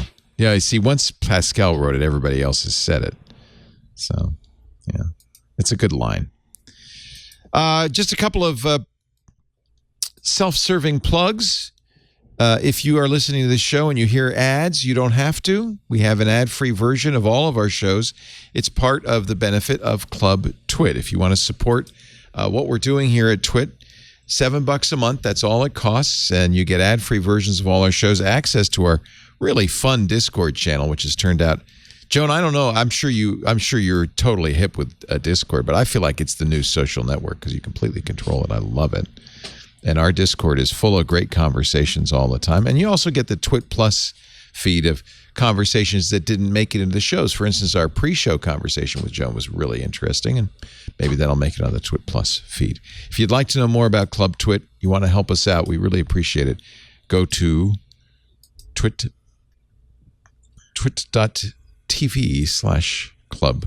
You could even put on there Leo yelling at Jeff for screwing up his microphone. It's fun watching. I don't think we want really to. Fun. That was painful. I don't know if we would really.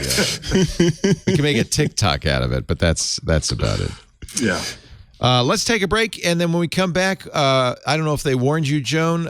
I don't know if you remember from your previous appearances. We'd like to do some picks, maybe a book you like, a record you're excited about, maybe the new Prince album, whatever it is. A paper you recommend. A paper you recommend.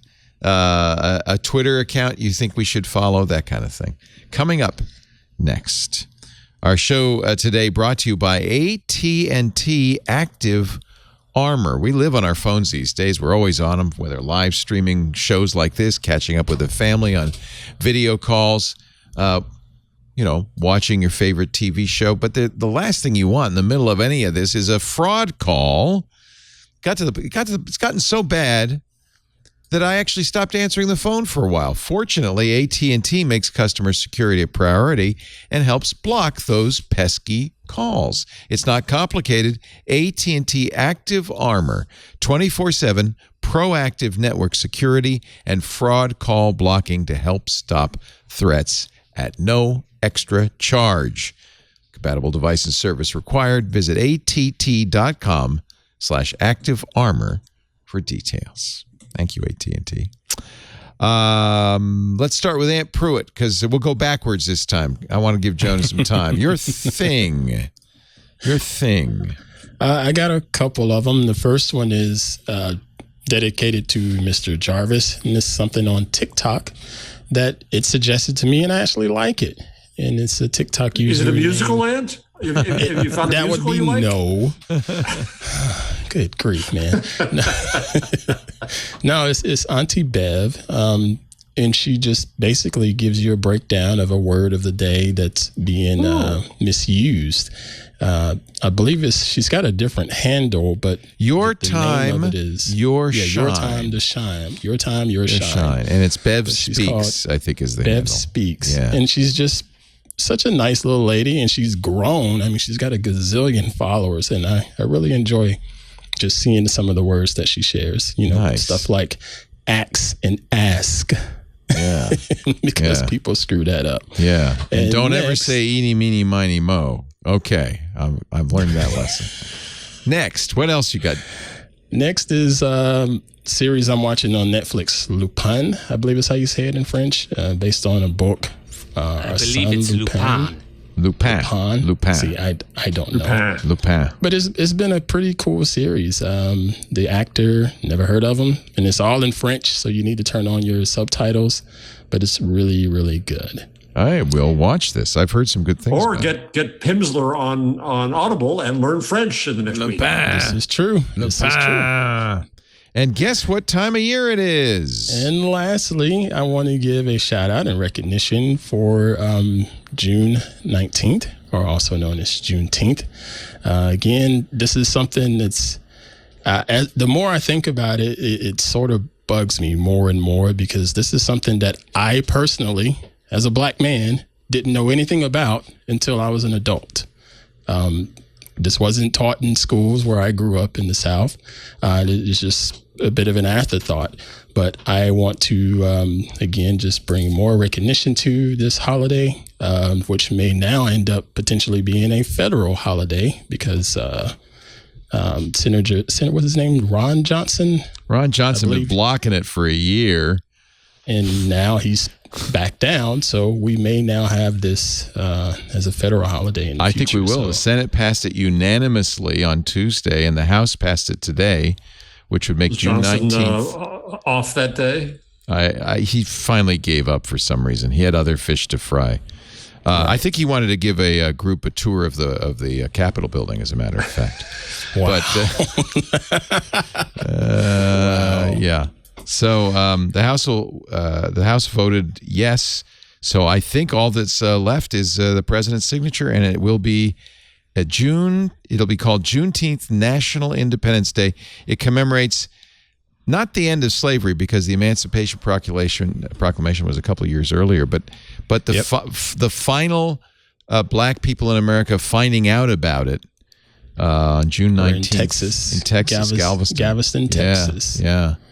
The last had no idea people, that they were free. They didn't know. It's amazing. What was the? Let me see if I can find this.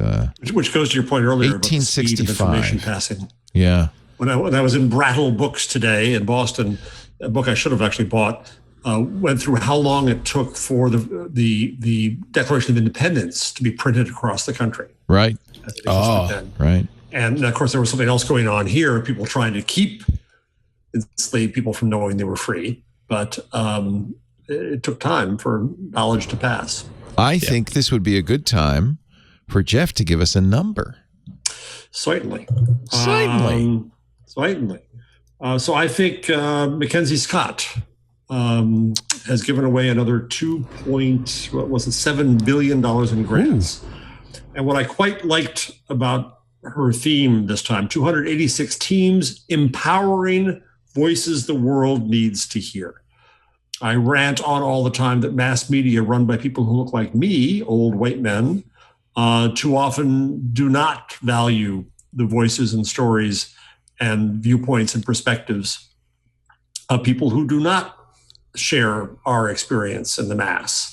And so to me, the reason I defend the internet all the time is because it doesn't give voice to people. People have always had their voices, but it gives the opportunity for voices who previously were not heard through the gatekeepers to be heard. And so she has 286 teams that are doing amazing work here, links to every one of them, and salute to Mackenzie Scott. That's a huge amount of money to give away. $2.7 billion. Billion. Wow. And her ex, Jeff Bezos, who's flaunting his wealth by going into space. Yacht. In a battle to see who can be first with Virgin's Richard Branson. Apparently there is somebody in the chat room was saying this. There's a petition to let Jeff Bezos go into space, but don't let him back. It's like 11,000 signatures. There's a lot of signatures on it. I wanted to pay to put Senator Johnson in the other seat and let him stay up there. Yeah. That's hysterical. All right. $2.7 billion. Wow. Really nice. All right, Joan, I've given you all the time I can. Time for your pick of the week. My pick of the week. So I just got this book, If Then, by Jill Lepore, how the Simumatics Corporation invented the future. What? I haven't read it yet. I never heard of that. Actually, what? It's really interesting. So it's really about the genesis of early data science. I read a sample chapter online, and not going to lie, it was very compelling. But the idea here is sort of like looking at the early development of artificial intelligence and what election companies were excited about in terms of gathering data and how to deploy it. And so I'm really looking forward to that. Internet. Is that what Simulmatics did? They were a vote counting machine, or? Or vote, well, they were trying to predict people's, what kind of behaviors would lead to what kind of voting voter outcomes. Data analysis. Oh, interesting. Yeah, she's a very good writer. I read her in the New Yorker all the time. So I'm going to add this to my audio book list, my wish list. All right, get that book. Selling books. Look at me. Selling the books. How the Simulmatics Corporation invented the future. Jill Lepore, not Laporte, Lepore. Yeah, no relation. No relation. No relation. I don't know her. I've never met her. No. So yeah, that's my big one. Is I'm excited to read this book, and then I don't really have anything else that I've been doing or seeing or watching. I've been in a bit of a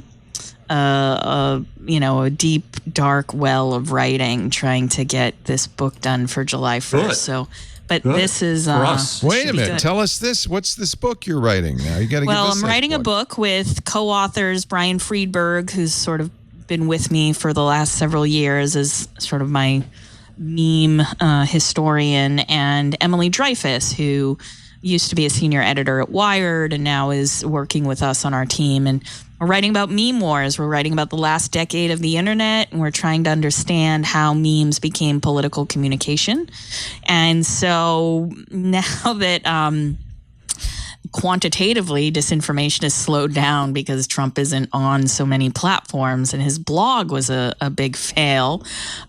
We have some time to do some other kinds of thinking and writing. And so I've been deep in looking at conspiracy theories and just the mimetic cultures online, and what does Shia LaBeouf have to do with anything? And it's been a question fun. I ask all the time. Well, right on Inauguration Day, funny you should ask, in 2016, he launched this very strange art project called He Will Not Divide Us. Yeah.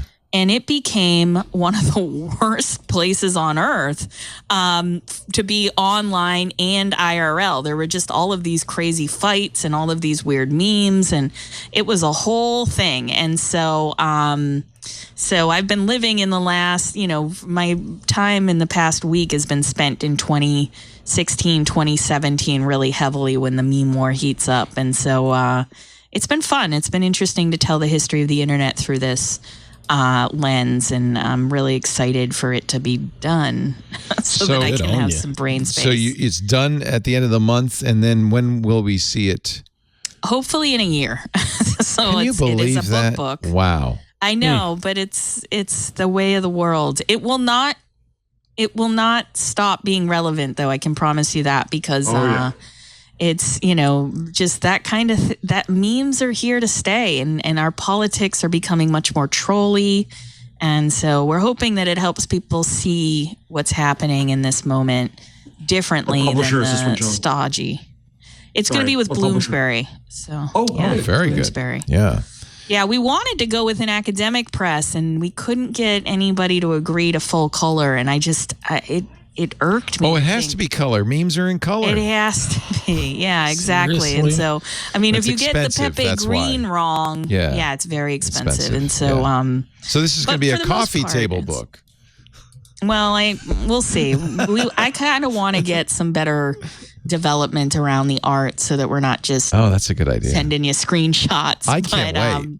Well, we're going to have you back before then. It's going to be a weird one. When that comes out, you must come on, and we will do a lot. So good to have you here. This is such a great subject. So good. Oh, it was fun. When you knocked on the door, I said, please let them in. Come on Let's in. do this. And the Medium Meme War Weekly has many. It's not the same content as in the book, or is it? No, it's different content, but similar themes. We had to put the emergency brake on Meme War Weekly because it was getting really dark during the pandemic. Yeah. And so we're gonna hopefully be spinning things back up again soon. It's a year of creepy memes. It got the pandemic, protest, politics. Yeah. It got super dark times. There's a professor at Cal named Dundas who writes about sick joke cycles. And of course, this is out of date now, but 20 or 30 years ago, Alan Dundas, it was his position. I think he was absolutely right that the sick joke cycles reflected the things that this the psychological things people were worried about. His book was called Cracking Jokes. And here's the book. For instance, during the civil rights movement, elephant jokes were really popular. And his contention is that represented to the white psyche black people. And they were appearing in your refrigerator and all over it. Then during the abortion crisis, when Roe v. Wade became the law of the land and the big fights over abortion, you saw a lot of dead baby jokes.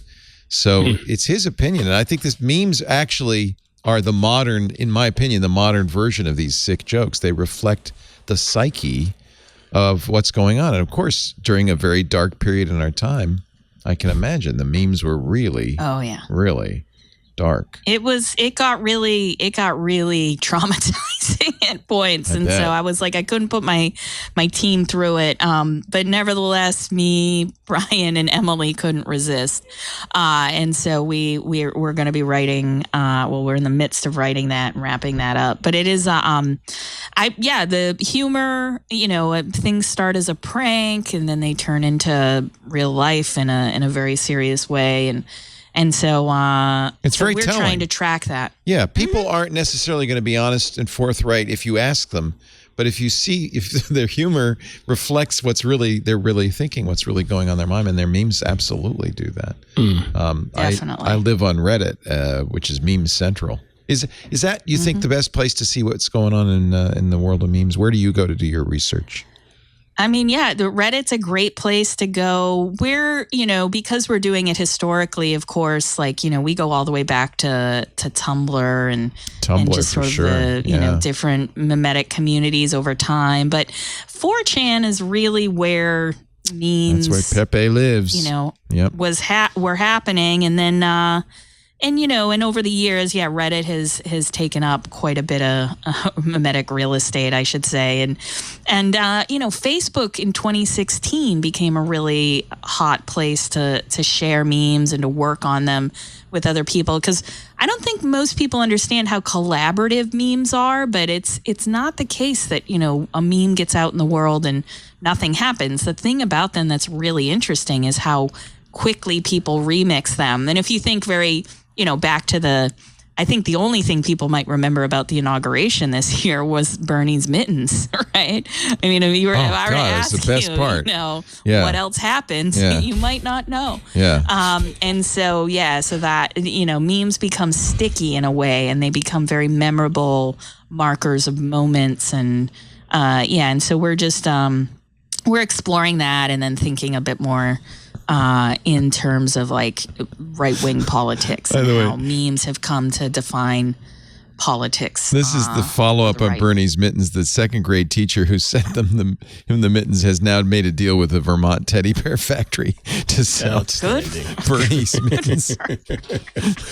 Hey, they looked cozy. They were warm. You live in California. You don't understand. We don't understand. No. I grew up with mittens. I don't understand really why people would wear mittens instead of gloves, but I'm sure you can explain that. That's another show. Yeah.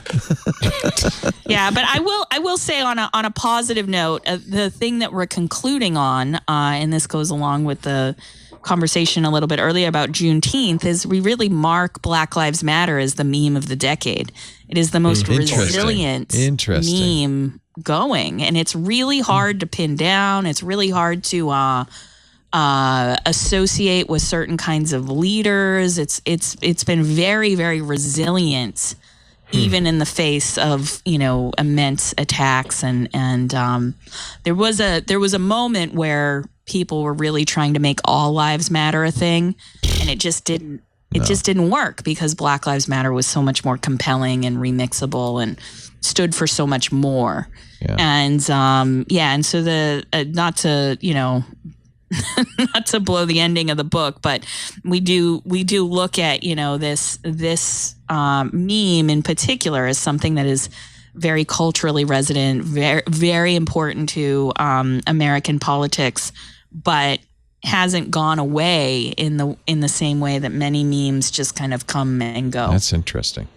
So you're using the word meme not merely I always think of memes as the image with the character, the text and stuff like that, the boyfriend. Yeah, but a slogan, the idea is it's a unit of culture. It's just something that spreads and a lot virally. of them are 3-word phrases. There's something, in at least the English language that lends to this. So when it comes to a viral slogan, I want to propose a new one. I just made it up on the spot. Mittens are warmer. Is that? Do you think that could? That do it. Catch on around the world. Do it. Make an emoji. It's funny because if you had asked me, I wouldn't have thought of Black Lives Matter, but I think you're right, Joan. I still see Black Lives Matter signs in almost everybody's windows in Petaluma and stuff. It really, there's not a lot of black people in Petaluma. There's no black people here, dude. I'll go ahead and tell you firsthand. Ain't no black folks here. But I see all the white BLM folks in Petaluma everywhere. Yeah, everywhere. And I think that there was something about it. The community it was a meme, and the community embraced it. It's the racial reformation of America. Yeah, it was really interesting. It is what didn't occur in mass media that social media enabled. This is my defense. This is my primary defense of the internet. And this is what Mackenzie Scott's talking about and going to the voices too often not heard. Yeah, is exactly this. This is what social media enabled that media didn't. Hey, Joan Donovan, thank you so much for being here. We love hearing from you. Thank you, Joan. So smart. I can't wait to read your book. We'll have you back soon. Joan Donovan, research director at the Harvard Kennedy School, expert in disinformation, at Boston Joan on Twitter. Jeff Jarvis is the director of the Townites. There she is. Did you get to wear at commencement? Did you get to wear? Is that your cap and gown or no? No, that was just. I was like, oh, the Harvard Magazine. I've got one crimson sweater. Oh, that's hysterical. I broke it out. But once pragmatism, they have commencements again, you'll probably have to march in the commencement, and they get these big velvet robes and floppy hats and maces and weird stuff. That's why I do this. Okay, it's the quirky best outfits. part. It's the best part. It's pretending we're England.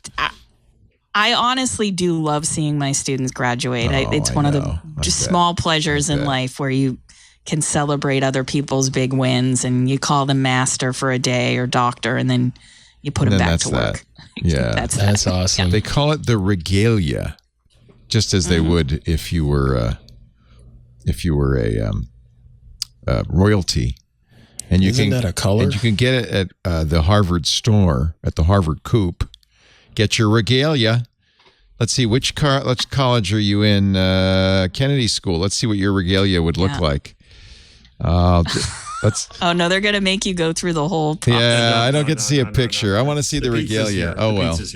All right, pizza's here. Coop is over. Gotta go. Yeah. Jeff Jarvis is director of the Townites Center for Entrepreneurial Journalism at the Craig Newmark. Oh, Joan joined in. I did it. Finally, somebody who could sing. Right? Graduate School of Journalism at the City University of New York. Thank you so much, Jeff. Always great to have you. And Ant Pruitt, our good friend from Hands On Photography, twit.tv/hop. What's next on Hop? Oh, man. What is this week? Dang, I just drew a blank. You record them ahead of time. I know. Yeah, I know what's going on now. Yeah. I'm doing some feedback on some images that were sent to me this week. Yeah. Great show. I love photography, and I love watching Hands-On Photography. Thanks for watching, everybody. Yay. Thank you, Ant. And Ant's also in the Discord and on the chat and everywhere. People are always talking to you. Always talking and saying, hey, Ant, look at my picture. We do Twig every Wednesday, 2 p.m. Pacific, 5 p.m. Eastern. That would be 2100 UTC. If you want to watch it live, it's twit.tv/live. There's live audio and video streams there. There's also, if you're watching live, an IRC chat room. You can chat along at irc.twit.tv. We have on-demand versions of the shows at the website, twit.tv/twig for this one. While you're there, you'll see a YouTube link. That's the YouTube channel with all the Twitch videos. You also can subscribe in your favorite podcast application. That's probably a great idea. If you do that, please leave us a 5-star review. Let everybody know how great Twig is. And we thank you for listening and watching. And we will see you next week on This Week in Google. Bye-bye. You know what's fun? Android. You know what's even more fun, though? All About Android. That's my show, Jason Howell, along with my co-hosts Ron Richards, Florence Ion, and we welcome guests on each and every week from throughout the Android ecosystem, developers, Googlers, journalists, people who are all geeked out about the Android operating system. We tell you everything you need to know. twit.tv/AAA every Tuesday. We'll see you there.